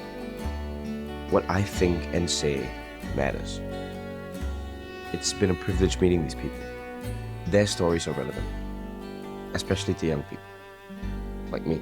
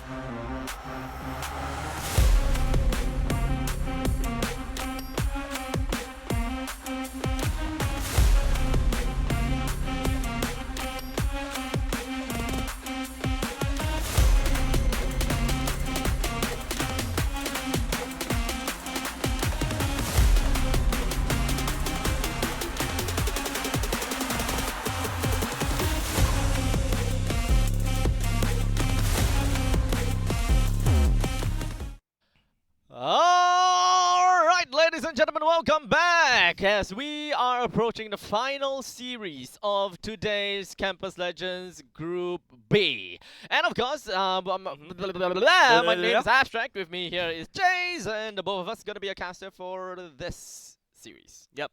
Thanks for removing the 0-7 from my lower third, but hey, I appreciate. Sure. Anyways, we're coming up next is going to be SUTD going up against Singapore Polytechnic. But apart from that, don't forget we do all these players that we were watching today, especially the first series where we're talking about them being trying hard, is of course fighting for the prize pool that will be showing up on screen right here. Coming in third place is $500 and $550 cash and scholarship. And don't forget, of course, thank you very much, Aegon by AOC. They'll be giving 5 times of. They'll be also getting 5 times of 24 G4 monitors. All in all, net worth $1,745 right there in cash, scholarship, and prizes. As for second place, they go back home with $750 in cash and scholarship, as well as a top-up of 5 of the Aegon by AOC 24 G2Z monitors, which have a combined value of $2,545. Yep. Last but not least, walking away, first prize. Don't forget, this is the finals, basically like the winner of Campus Legends this season. They'll be walking away with $1,200 worth in cash and vouchers. Cash and scholarship. And of course, wow, I'm so used to vouchers. Look at this voucher. Yeah, it's scholarship. Yeah, that is your voucher to life, right? Technically speaking. But apart from that, I'm looking at these new monitors though. It looks really nice. It's the portable ones, which you can always go bring it around wherever you go. So with that all said, a huge shout out over to Aegon by AOC, our monitor partner, and not to forget all the other partners as well. Our organizer, School Guide and Esports Academy, our presenting partner, NKDA, which is short for National Council Against Drug Abuse. Our academic partners, IT College Central, as well as Republic Poly. Program partner, Scape. Our broadband partner, Mind Republic. Our PC partner, Predator. Media partners, DeFi, as well as Emerge. Supporting partners, Munten and XM Studios, as well as the shows. That's all produced by C2E4. Yep. Speaking of XM Studios. Yeah, so I was during the break time, I was thinking about, okay, you know what? Got 20 minutes of break. I want to go find food, but I got lost.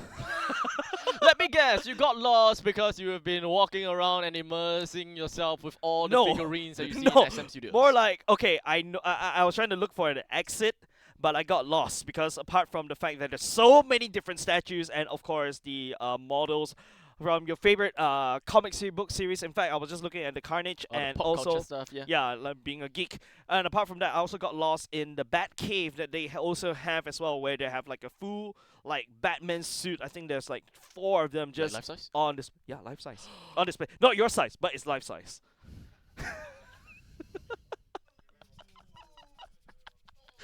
I'm sorry.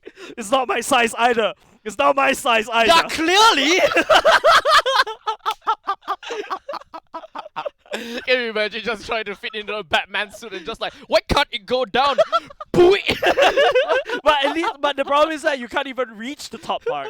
I can't even move anything with all the negative space in there. It's like, if I ever want to reach the Batman mask, I'm just kind of like putting my hands up like that. I'm Batman.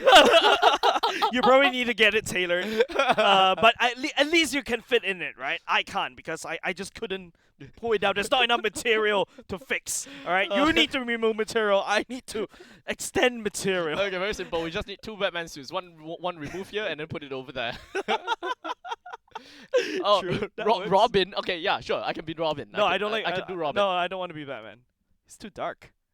I don't like DC. I'm a Marvel guy, evidently. You dare say it in front of a DC statue and Yes, even I dare say it. and even lecturing me about this is Robin number 1, this is Robin number 2, this is Robin number 3. because You I don't played- know the DC stuff. Because I played Batman the Arkham series, alright? Shout out to a very good game. But apart from that, yeah, I'm serious. Like, I'm more of a Marvel kind of guy. Oh really? Yeah. Okay. Uh-huh.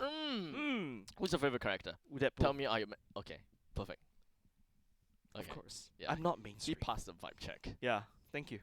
I'm not mainstream. I love Deadpool a lot. In fact, I actually found out Deadpool from a game that's super old. Uh-huh. He has his own game, by the way, and it's so fun to play. And you get to play with, you get to meet like various characters, and he's constantly breaking the fourth wall. I love characters that break the fourth wall. Ah.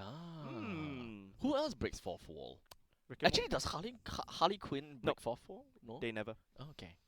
Probably Deathstroke.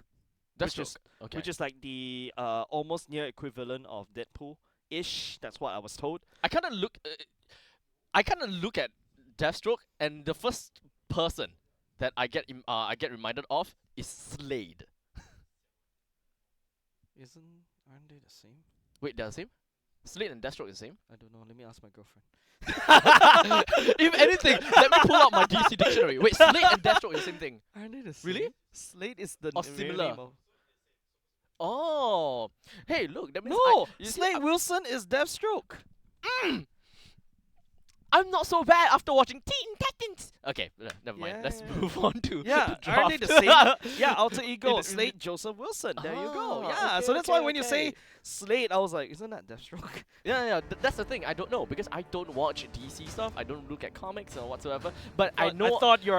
no, I but- thought you're a man of culture. But I Aspect. like Teen Titans back before it became that That's true. cartoony thing. Yeah, that yeah, it the is old now. one, right? Yeah, the old one, the original, old, not the chibi version. No, right? the good one, the good good Teen one. Titans, where things are actually like deep and profound and talks about friendships. I mean, don't they all? Isn't that right? old about? Isn't that old anime? But profound and like actually hilarious, that kind of stuff. Actually, is Terra actually in DC? I'm not sure who Okay. Terra is, so it's probably in DC. Is Terra actually in DC, or is it just a Teen Titan thing? Should be DC, right? Alright. It's like the one that like controls the Earth. Like, You mean an Earthbender? Your team technically, yeah.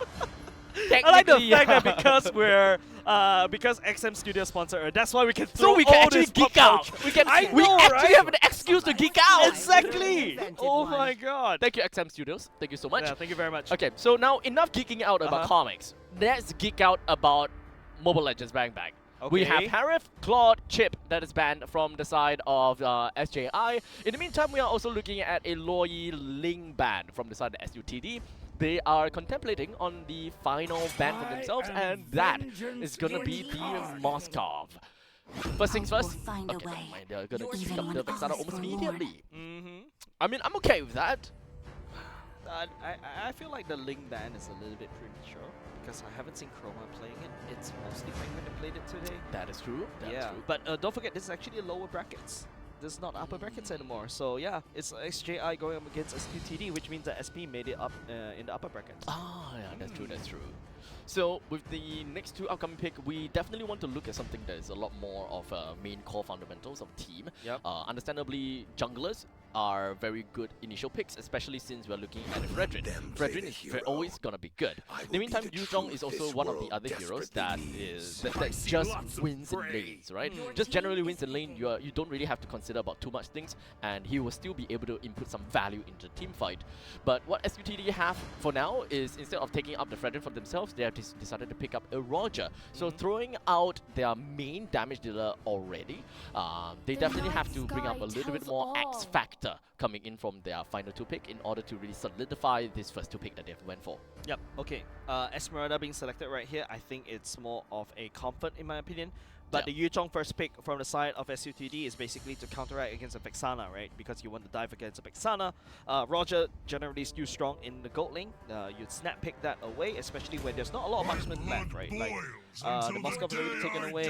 What's next? A Nathan that could be one of the next few gold laners left. So that's why SUTD went for that first. Then SGI instead, I think this is basically similar to what they played in game 2 against NP.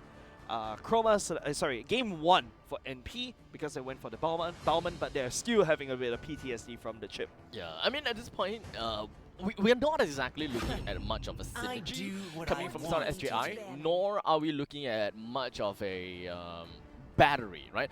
Assuming that Tiafu is going to be playing Atlas again, that means there is this is a non-synergistic comp because we don't have anyone that can really make full use of that catch coming from Xiefu, right? So back at it again, it seems like first picking out the Vexana, it just means like, okay, I prefer Vexana, that's comfort.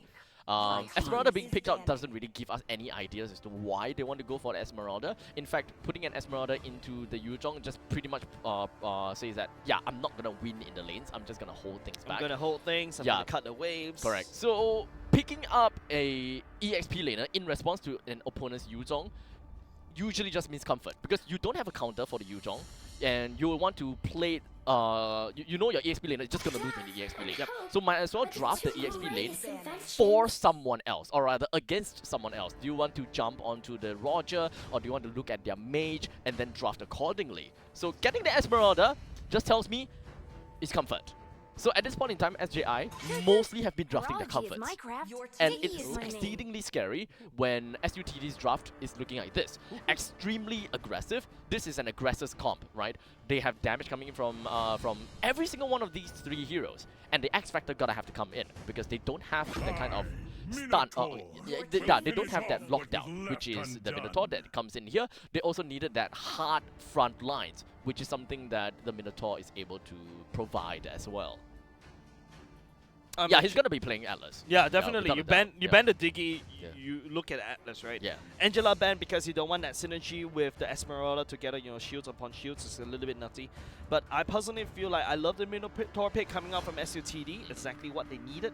And it can potentially, not say cancel, but deny or slow down the combo coming out from the Atlas if you if you do it right. But I feel like SGI is just drafting like it's an open book. Like here's the open. I'm going to go for this, right? And now it's SUTD's response. Yes, it's going to be an Atlas secured by the side of SJI, but it's going to be a Hanabi coming out. Okay, more on that later. SUTD, on the other hand, I don't really like the Daira pick in my opinion. I know common sense says that Esmeralda hates fighting against the Dairov, but I am not common, right? So can confirm. Yeah, I just don't like it, like, because Dairov is such a coin flippy kind of hero. Okay. It's not a consistent way of denying the Esmeralda. So that's why, yes, common knowledge knows that yes, Dairov eats Esmeralda, but if Dairov doesn't pop off, then it doesn't matter. Then which means that Dairov towards the late game, if it doesn't pop off, it's a weak Dairov. Okay. Yeah, it's too coin flippy. Now, the thing about having a Dairov is the thing about drafting a Dairov into an Esmeralda is completely fine. But in this case, you need to pop off. My problem is that the Dairov probably can't pop off. Yep. The main reason is because you already have a winning matchup coming in your EXP lane, which is the Yuzhong.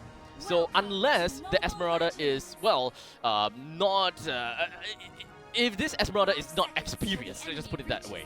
If he's inexperienced, we would just fist fight against this Yuzhong all the time, and always gonna be crossing the river, and always trying to put herself in a very in uncharted territory. Then at least at that point in time, sure, this Dairov will be able to find kills onto this Esmeralda.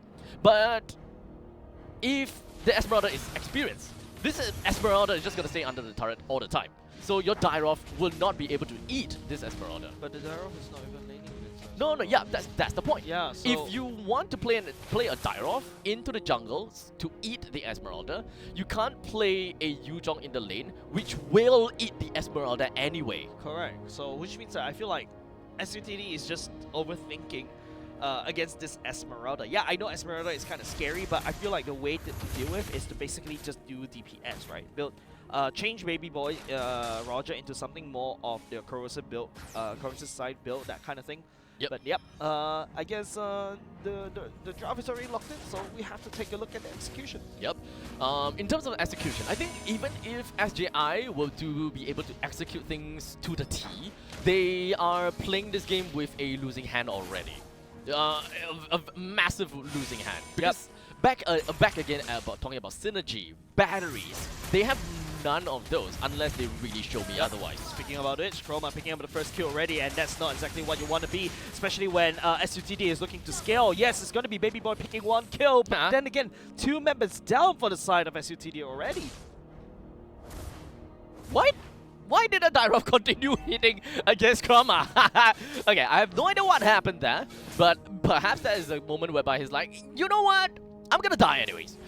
Might as well just go all the way. That kind of moment, right? But regardless, giving 2 early kills over to the Ballman is definitely not great. Especially since we're looking at a Lilia in mid. The Lilia will be enabling herself to constantly being able to be on the ball and really deal with a Ballman who relies a lot on the movement speed and being able to stick onto your enemy.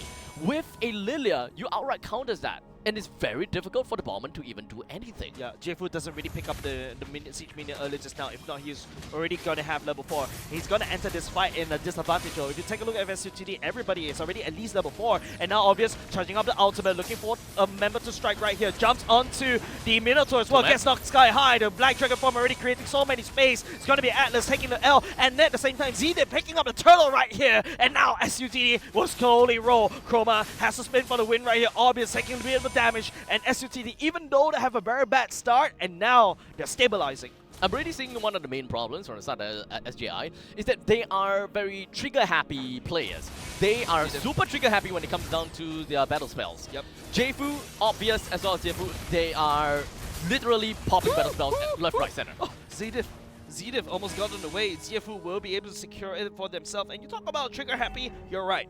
SUTD was just hard diving up top, hoping to pick up a kill and also hoping to take more energy away from for themselves. So with that all said, and under 5 minutes in, it does seem like Strix is actually putting quite a lot of threat onto the opponent's first defense turret, and understandably so, right? We're looking at a Yuzhong against an Esmeralda, and with a potential of a Dairoth that's just constantly roaming around, this Esmeralda is not going to have a good time at all. In the meantime, bottom lane. Roger, that goes in Lycan form, tries to jump into the members of SJI. Reiku already popped the Aegis already right off the bat. That's a nice bait if you ask me. Thunderbelt onto Obvious that is playing on the Esmeralda, so at least it's pretty okay, I'll say. Building up more stacks on defenses with all the amount of shields that you have, dealing the bruising damage and all the kind of jazz. Sure, I'm fine with all of that. I think Obvious could have gone for another item, but hold on a second. 4-man gang, everybody jump onto Reiku. Reiku is no more Aegis. It makes it easy for the members for the side of SUTD to gank. Nov doesn't seem like he was gonna... Oh, okay, never mind. Seems like he's able to get away, while Chroma down the bottom lane gets part of the...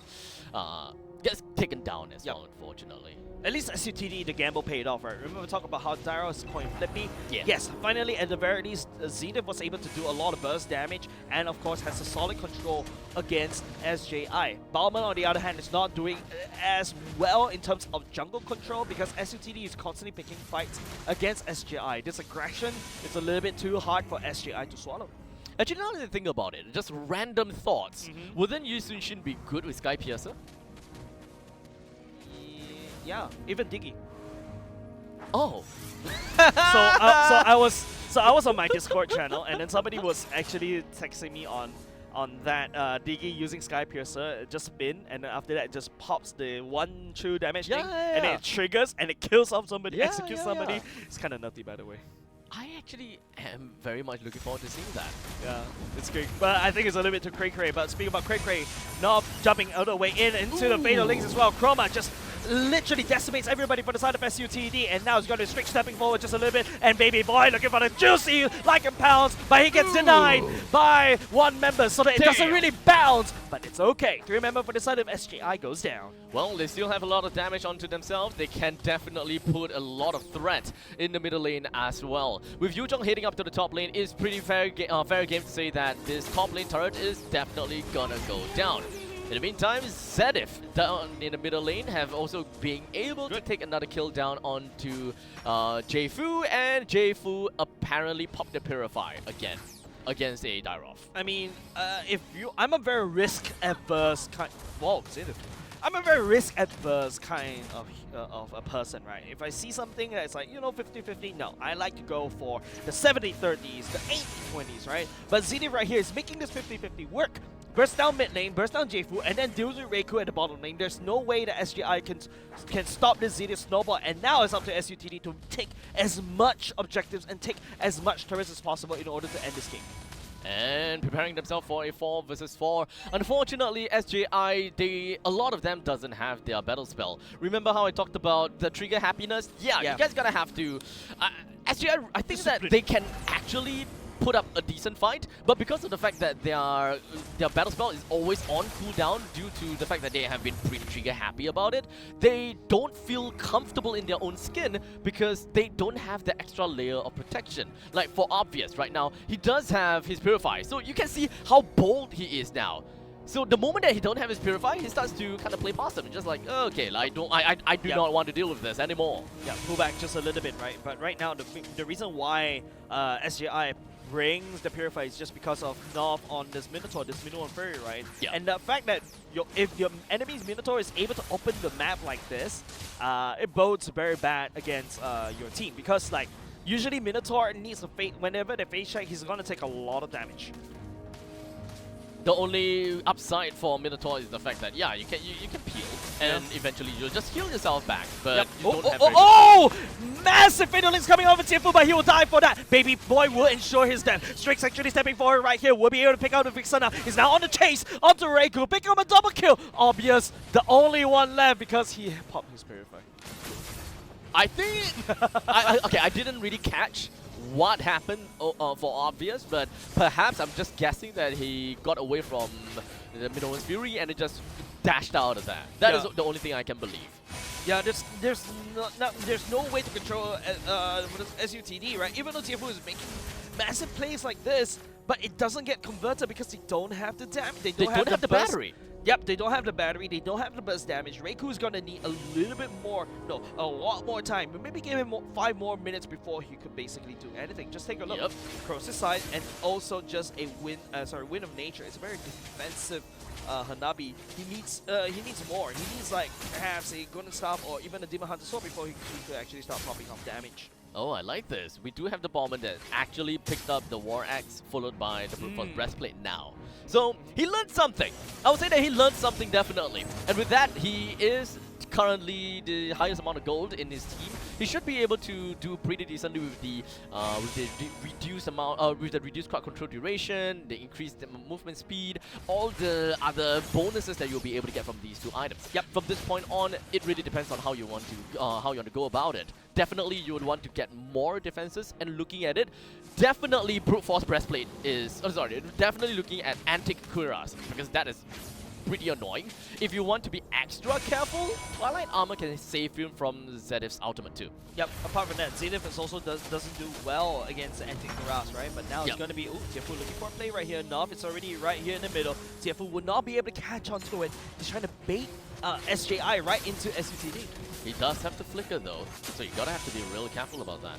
When he actually bring out the Flicker and out, it is all up to Jfu to continue on the legacy. He needs to go for the Eternal Guard at the perfect time, at the perfect place. Trying to burst down Jfu. Jfu pulls him all the way back in. And here comes the Black Dragon form and the Minotaur Furry to burst. Chroma will not be able to defend, not even able to peel. Completely ignored as SUTD goes strike into the underbelly of SJI. Taking out Chroma and Obvious as well, leaving the 2 damage dealers behind.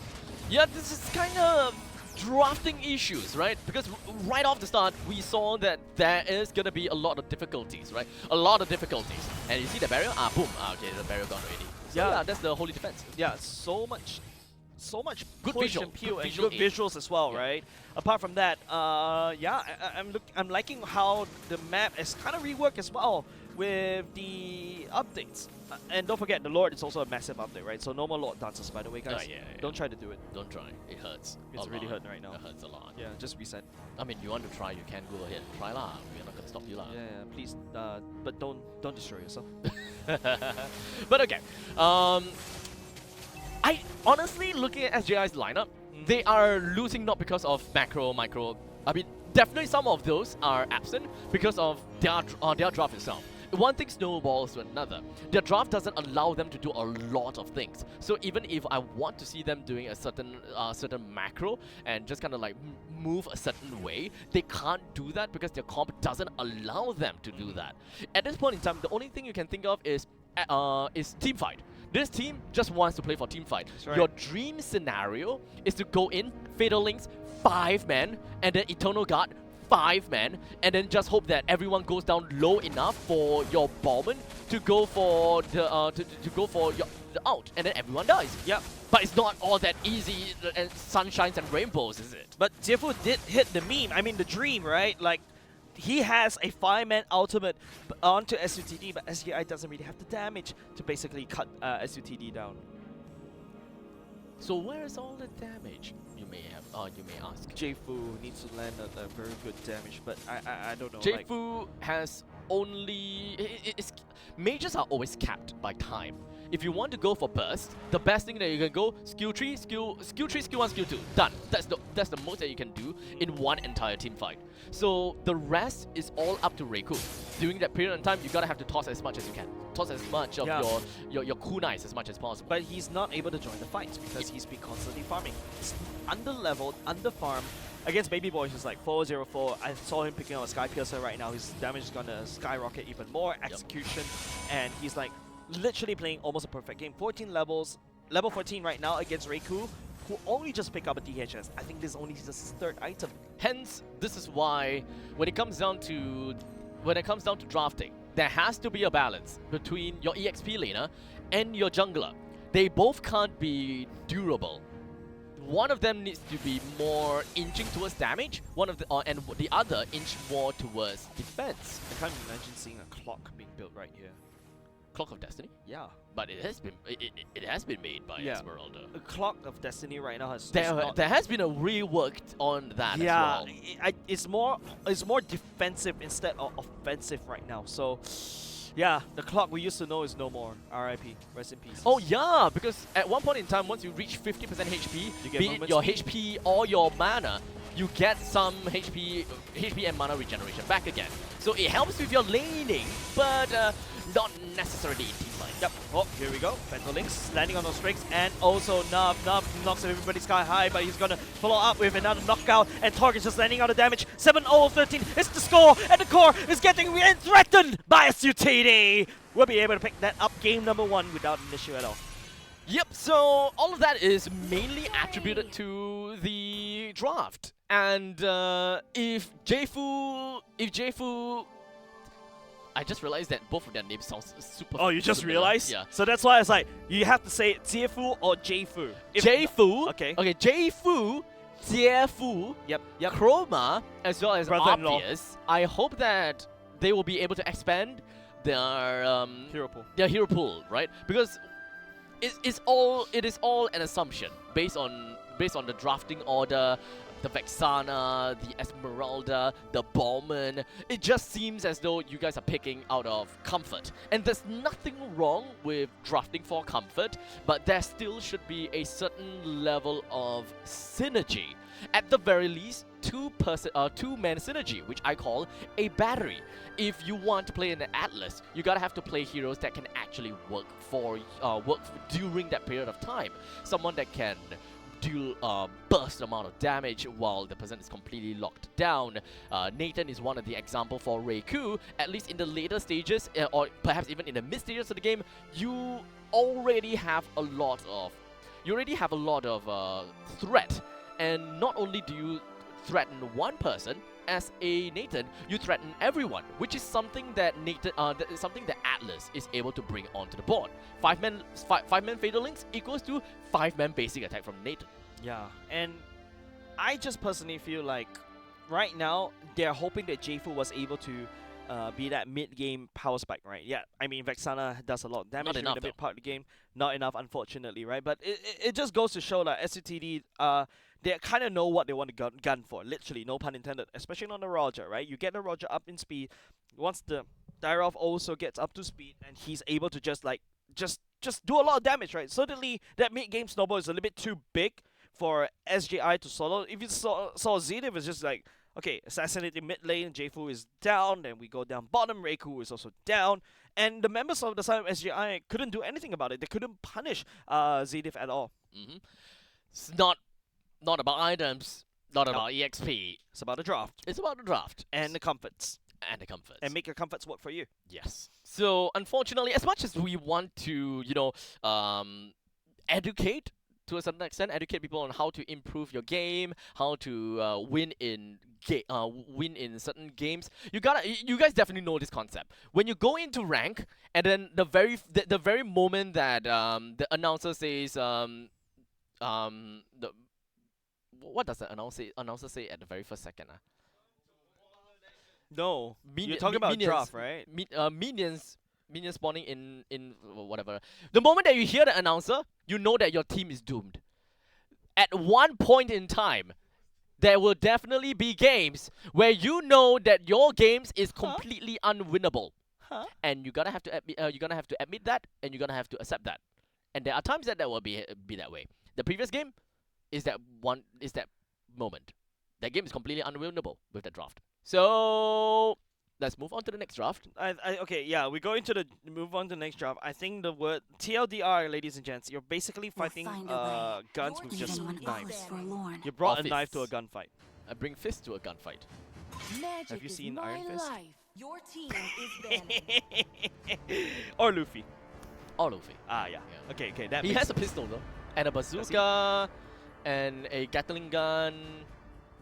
Thor hammer. He got red hawks. I think I just opened up my wound right there, and you guys are shoving salt into that because you know I don't watch One Piece.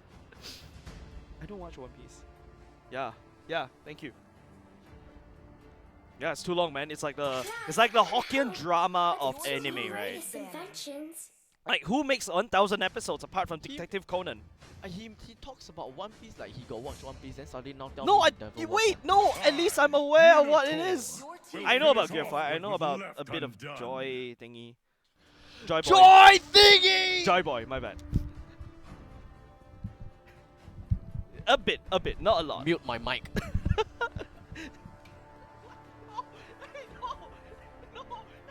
Trust. Alpha is Your online. team is banned. All right, I'll read the anime wiki. Read anime! I'll read a wiki or something. I swear. I try. Watch the figurines. You can't pay for it. There are no shortcuts in life. Our combined literally salary cannot pay one. for it. By the way, cool figurine, bro. Shout out to XM Studios. I can't believe that Praise the the mentee that I stars trained up and just said see your read anime. Come on, sometimes you just have to read a wiki for fun. It's cool though. Just say read wiki. Yeah, read the anime wiki. You didn't even allow me to finish my sentence. No. Yeah, true. Thank you. If I know you guys can't hear it, but producer says that you at least you're reading the subtitles, so you're reading anime. Haha. Thank you. Thanks. Let me help you. Let me help you.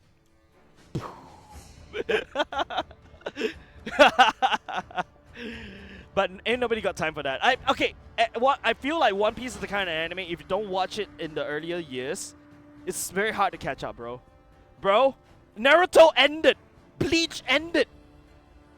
Alright. One Piece is still going. Bleach came back for a bit, and then they will continue going No, up. oh no, because now Bleach it's the gonna 1,000 year restart blood because war. they're gonna get onto no, no restart lah. the Hell arc, and I heard that they're also talking about having Ichigo's son coming back or something. What? Another version of Boruto? Yeah, they're doing the Boruto thing. They're doing the Boruto thing. Yeah, Okay. they're doing the Boruto Cool, thing. cool. Bleach too. Gotta So- milk the franchise, my man. So the first series is called Bleach. The second series is called Tide Pods. What? What? I thought Ghetto or something. I don't know why Ghetto. Okay, enough kicking around and having fun. I love the fact that just because we're in the studio, we can do all this. Yeah. Okay. Looking at the draft, we have Vexana, Angela, and the Alpha. Well, in the meantime, on the opposite side, the band is going to be on the Harif Minotaur, Chip, as well as Nathan. And looking at the problems of the previous game, it does definitely seem like we are changing things up a little bit. Yeah, finally, you talk about like the lack of a hero pool. There you go. SGI is like, hey, we can play everything else. We can play more. Okay, fine. Jefu has only shown that he played the Vixana or the Novaria. So, okay, so at least right now, right, looking at the Novaria, that means that they have, it's already very good already because they're looking at the second pick, right? And picking a Roger is understandable as well because it is in meta, and if you can play it, just play it. You're just gonna have to use your other heroes to kind of like supplement for what is missing from what you need from your Roger. But at this point in time, we are looking at a Roger with the Retribution, which I absolutely do not like. We shall see. Unless you're Mobile Zane. Sure. I don't know, but... Wait for me. Let's go into classic round right now. Just Notice kidding. is it classic, not Okay, ranked. okay, yeah. Notice because, is it classic. Yeah, because I want to make sure that I stay at 25 stars. Okay, jokes aside, I feel like Roger is a very good flex pick, right? So it can go either way. That's what I love about this Roger first pick, and that's why it's so powerful. But right now, I feel like everybody has called the bluff already. Okay, SGI has just showed everything. This Roger is going to go into the jungle. Yeah, you don't do this. You don't draft like this. Usually you draft it at the last one, right? So that you Yeah, get but you know why they did not draft the Clint last? Because they need the Atlas to be last. No, Atlas is already banned. Oh! Yeah, the Atlas already That banned. means Minotaur. Okay, Minotaur also banned. Minotaur is already What? banned. Then Jiefu, what you gotta play? The What you gotta Kufra play? is probably the next best thing if you're playing the Atlases. You know, typical Atlases players. I'm still typing my tanks right now. SUTD right here, I think because of all of that weird bans coming out of SJI, like even the chip, you basically leak out the Loi, and now it's gonna be a Loi festival, right? The Loi is gonna appear out of everywhere.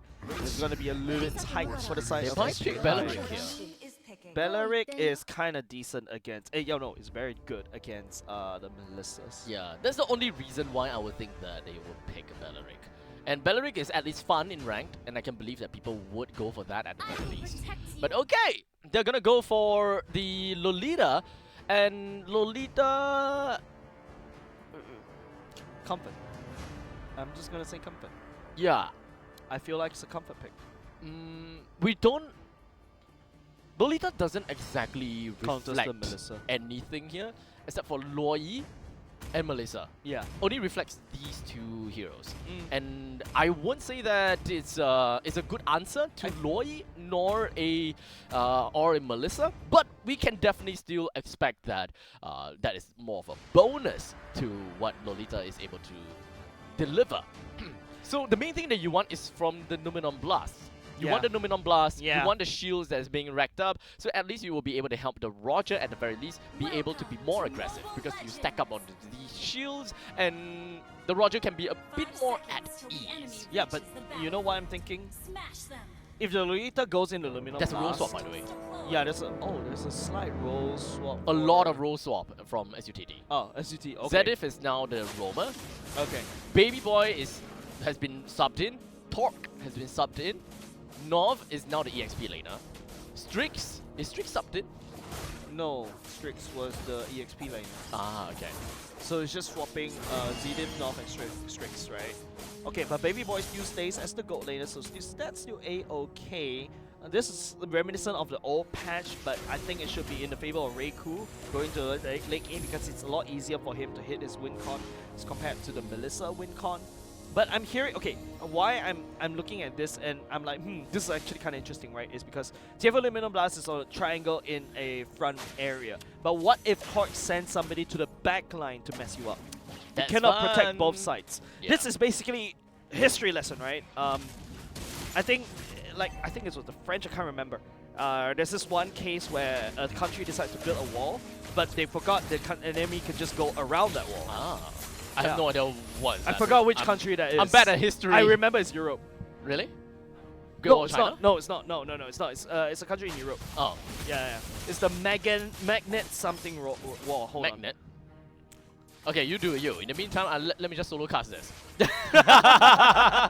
But okay, for now, we're looking at down to the bottom lane. With 4 members from the side of SJI, they're just going to be focusing down to the bottom as much as possible. Seems like they really want to choke out Baby Boy and show that he doesn't do anything. In the meantime, Strix comes into the fray and he have quite a bit of a movement speed boost. Not too sure exactly from where on for what, but at least he's going to be getting away pretty fine and dandy. In the meantime, down in the middle lane, Jiefu doesn't seem like he's having a very good time either.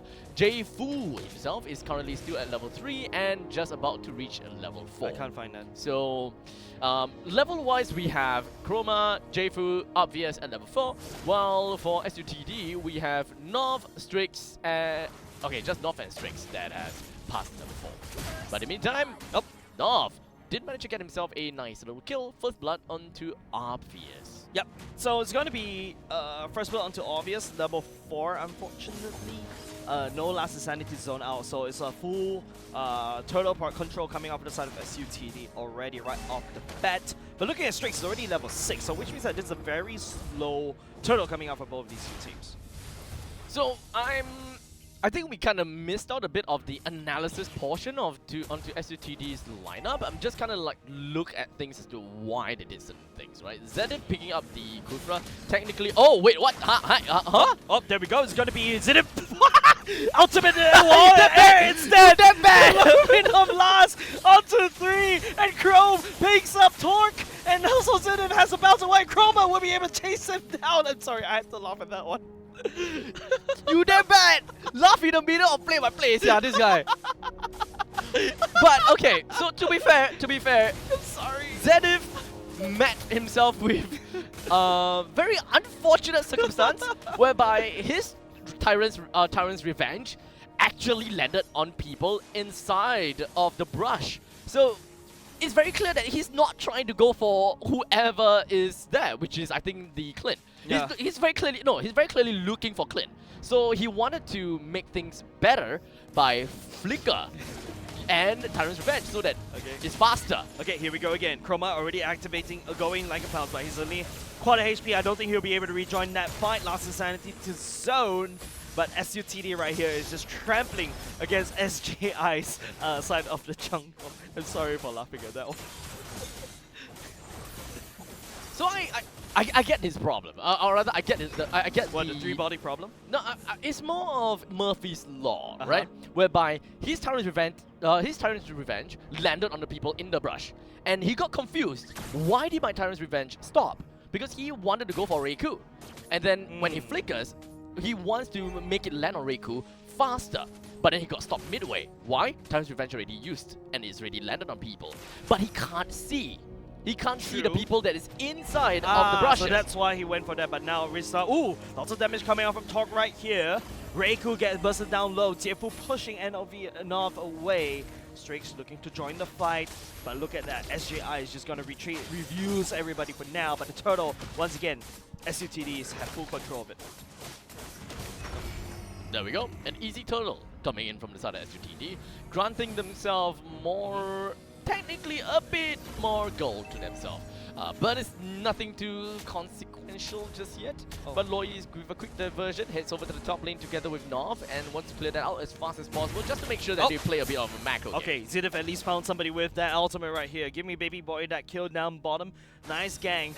But where's the, not say where's the follow-up, more like, yeah, they're just making sure that Baby Boy actually just continuously push down bottom lane. That's the win condition. Bottom lane, understandably, they will want to crash it down as fast as they can. SUTD, they are technically playing on a timer because they do have a Martis, right? Martis is also more of a snowball kind of hero.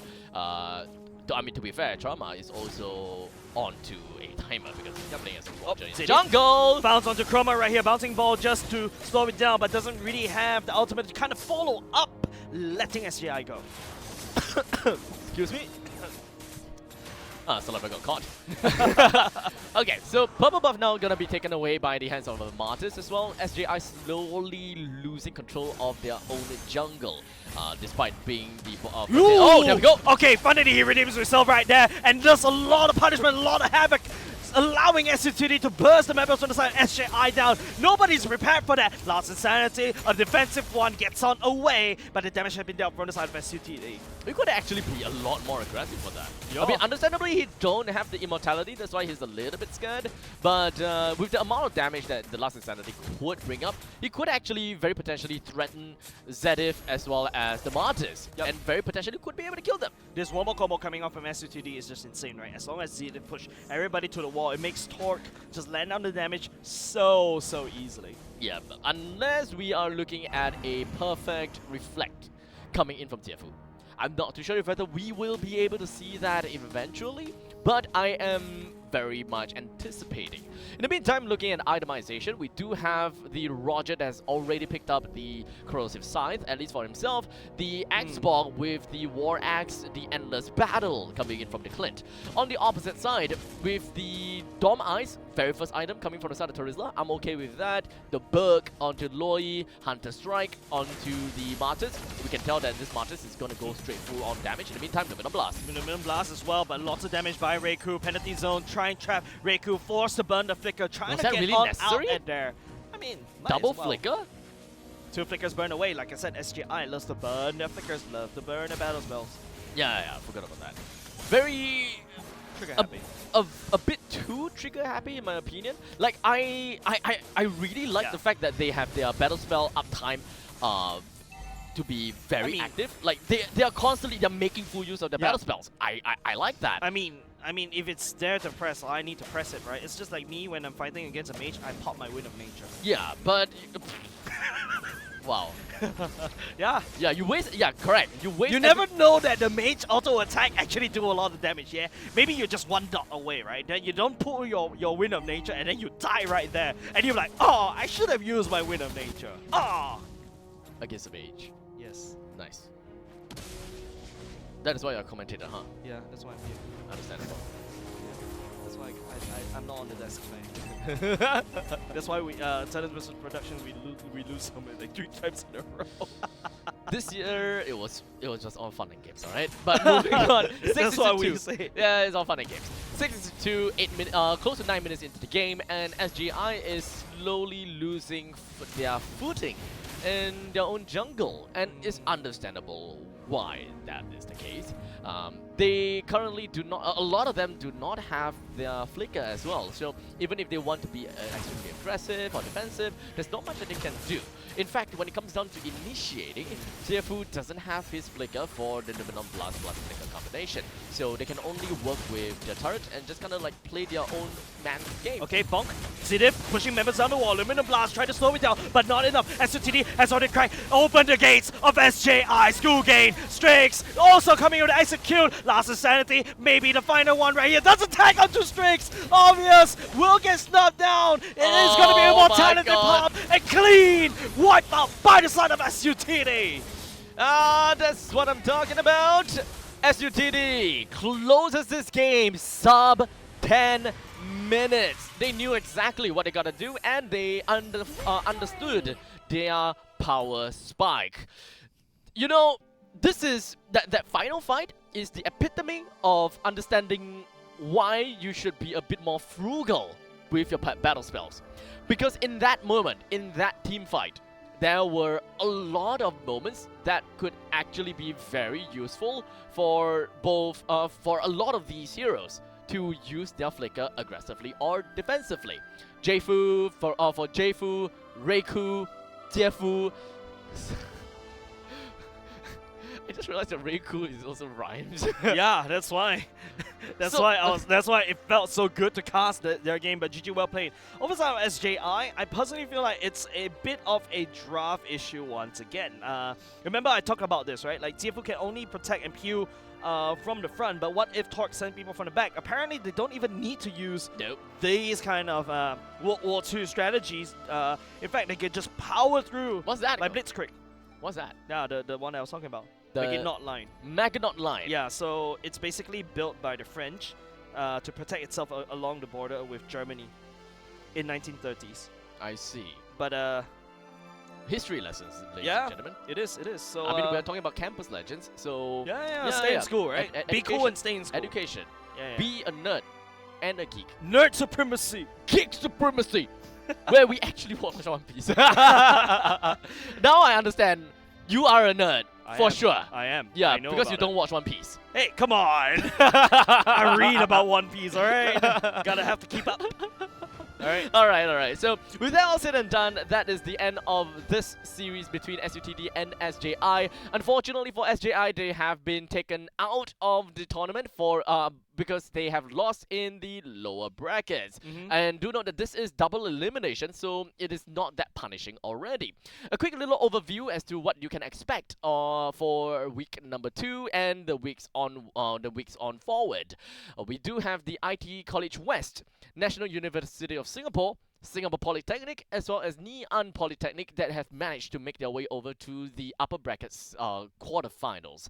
And they will be facing off against one another to eventually make it to the upper bracket semifinals.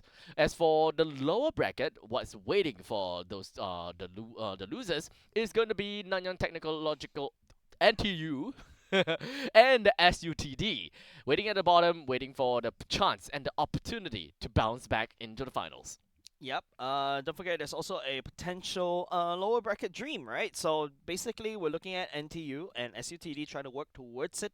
NTU, I feel like they almost can, but I feel like NUS they're more clinical as compared to NTU, right? But right now, I'm looking forward to what Campus Engine MLBB Group B have in store for us in the future. Well, we shall see how that's gonna look like. As such, that is more or less our time for today, as we will of course be looking at more games tomorrow for under the Campus Legends name. We do have Valorant. That's right. That is gonna be streamed tomorrow. So if you are a Valorant geek or nerd, whatever you like to call yourself, and you love Valorant, do tune in tomorrow, same time, and we will have 2 very promising commentators that will take over the broadcast and, of course, entertain you as much as possible. Yeah. But before we even close things out and give our final words, huge shout out over to all the partners and organizers to make Campus Legends Season 6 possible. Huge shout out over to Skoga, Esports Academy, NCADA, also known as the National Council Against Drug Abuse, IT College Central and Republic Poly, Scape, My Republic, Aegon by AOC, Predator, DIFY and Emerge, Moonton and XM Studios, and C2E4. And of course, everybody that's watching the stream today, thank you very much for joining us and also commenting and watching the games together. What a wonderful Saturday afternoon that was really well spent, I would say, watching some MLBB games. Indeed. It has been fun in games, and we are definitely going to be back to give you guys a bit more of those action. And well, the both of us, we have another venue to go for tomorrow, so more MLBB actions on all of that. Stay tuned to Skoga's page, Instagram page. I believe that Instagram should be Singapore Cyber Sports. If you want to see more, or on TikTok at just at SCOGA. Oh, Singapore Cyber. Oh, flipped. Okay, it's completely flipped. So TikTok is Singapore Cyber Sports, and then Instagram is SCOGA. Yeah. With that said, ladies and gents, thank you very much for tuning in for Campus Legends. Don't forget to tune in tomorrow if you want to watch Valorant. My name is Jace. Joining me right here is Abstract. We'll see you tomorrow.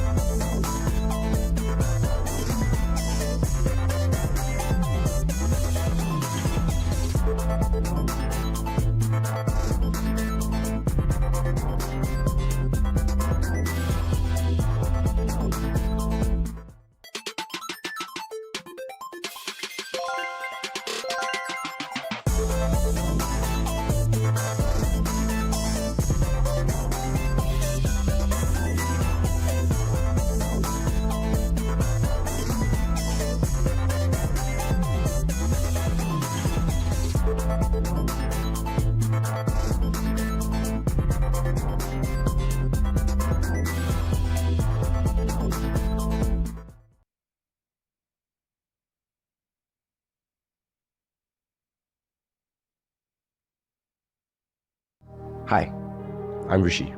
I'm an actor. In 2022, I played the role of a drug dealer in a short film. I've now been invited to speak with people whose lives have been impacted by drugs in one way or another, to find out if there is indeed truth behind the stories of drug abuse from first-hand accounts, and perhaps get some insight on how to deal with the issue of drug abuse if someone close to me is affected. I'm meeting Vic, a counselor at IMH who specializes in addiction. Afika, who's taking care of her nieces and nephew almost like a foster mom because her sister's still in recovery. And Ryan, who had to be there during his friend's struggle with drug addiction. Hello. Hi. How are you, Rishi? Hi, Rishi. This is Vic. Good to meet you. Nice to meet you. This is a lovely house. Thank you. The Institute of Mental Health is nearby. Oh, that's where you are. You are at IMH. Yes, Okay. I'm at the addiction department. I've been there about 21 years. I spoke to a couple of guys. Their relationship or with their family was not fantastic. So I just like, do you think that is often like one of the biggest things that plays a part? Yeah, I mean, a lot of times, I mean, many of them who do use drugs, some of them use substances as a way to cope with their difficulties. They don't deal with problems a healthy way. So some of these youths are at higher risk than others of developing problems with their substance use. They will have a tendency to gravitate towards people or things that are not so good.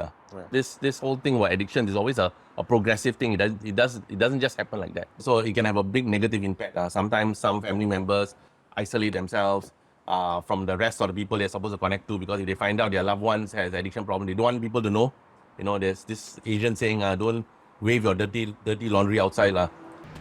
So I have one older sister and one older brother. Your sister is... Currently now she's in the halfway house. Okay. Yeah. Still doing her, I think, time there. Then her kids are with me. Okay. I've been like taking up her role as a mother Right. as early as when I was 14 years old. Yeah, because I even tell her off saying that you don't have to care about me, you don't have to care about this family, but you have to care about your kids. For my parents, actually they are disappointed, but then I can say they see it coming. My older sister is actually an adopted child to my family. Her mom was in prison for drug abuse when she was a child. So it's like I would say a loop of generation that passed down. If there's anything, any problem, then parents need to build that relationship with their kids. You know, if there's a problem, please come and tell us. We'll try to do anything we can to protect you. And of course, some kids may walk away, some kids may be assertive, others may not. The best thing I always say is teaching the parents how to engage their kids better. Right. Yeah, looking out for signs that could be problems. You know, your kid is disengaging from the family, they're disappearing from home, you know, coming back late, you see a change in their moods. You know, these are little indicators that may be problems. I've known Isaac since I was 14, so about 12 years. You guys met in secondary school, is it? Yeah. When we were in poly, he wasn't really like a druggie. Okay. But like after, when we were in NS, we got talked about it, like, hey, you got tried this before. But like, I've never tried it. So like, yeah, then he was like, say he want to try it. Okay. So one fine day, his mom called me. Police come the house and knocked the door a few times already, but he wasn't at home. Like, I just told her like, actually, Isaac has been like taking drugs. And then the mom cried. And then after that, police came again. Then brought him out. So after that, like the mom actually wanted to like give up on him and all. But then I told the mom like, you can't give up on your son right now. And then the mom was like, you should have told me earlier. Then we can find a way to help him. You know, just have that talk with them lah. I'm not sure whether the friend will listen, but in some cases they do lah. Okay. You know, they say, look, we are here for you. You know, you may be going through, you may not fully understand what you may be going through, but you know, we are here. We are trying our best to see what we can do to help you lah. You're our friend and we care for you. I'm going to separate the person and the drugs. I don't like your relationship with the drugs, and you know, I want you to get help lah. Yeah. And even then, like I say, kids are kids. They're going to make mistakes, but you know, it's how to. We try to engage them as early as we can before they make bad mistakes. He told me that he promised that he really wouldn't touch these drugs anymore. He woke up because he saw his mom, how bad the mom cried for him. Yeah. So I'm like, then what's your plan for moving forward? Yeah. I think he's very blessed to have his family to be very supportive. I also told him that, you know, if you have any triggers or what, you just call me or your mom, like we can just drag you away or something. Like you just call us so that we can be there for you, and then we can distract you with something else, like maybe watch a movie or something so that you don't go and think about all these things. And family shouldn't blame themselves, whatever happens to their loved one.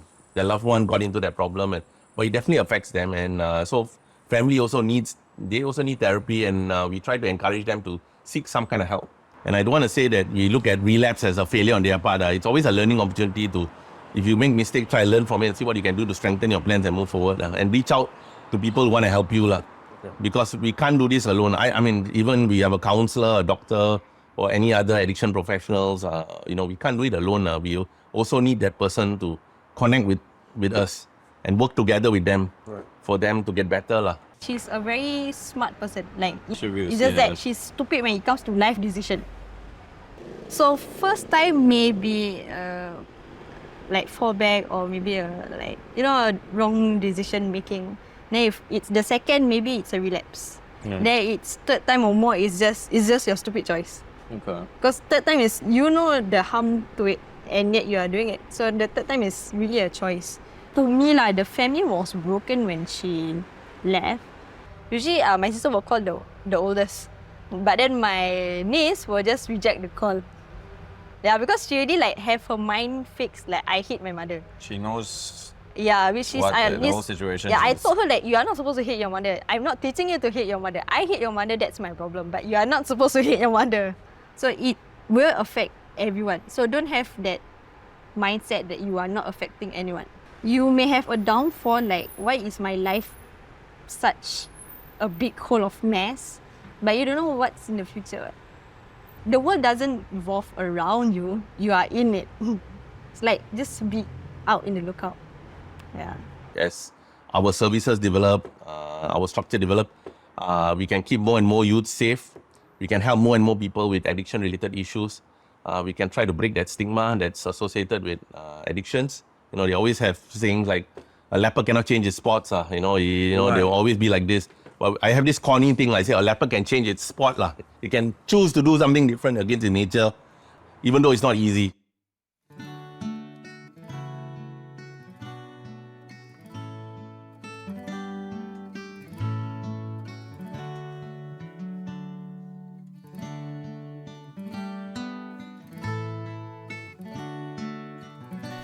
Vic's words stayed with me for a while, especially after meeting Ryan and Afika. I realized we have a place in keeping people close to us safe, and I saw the damage we could do if we stay silent or apathetic.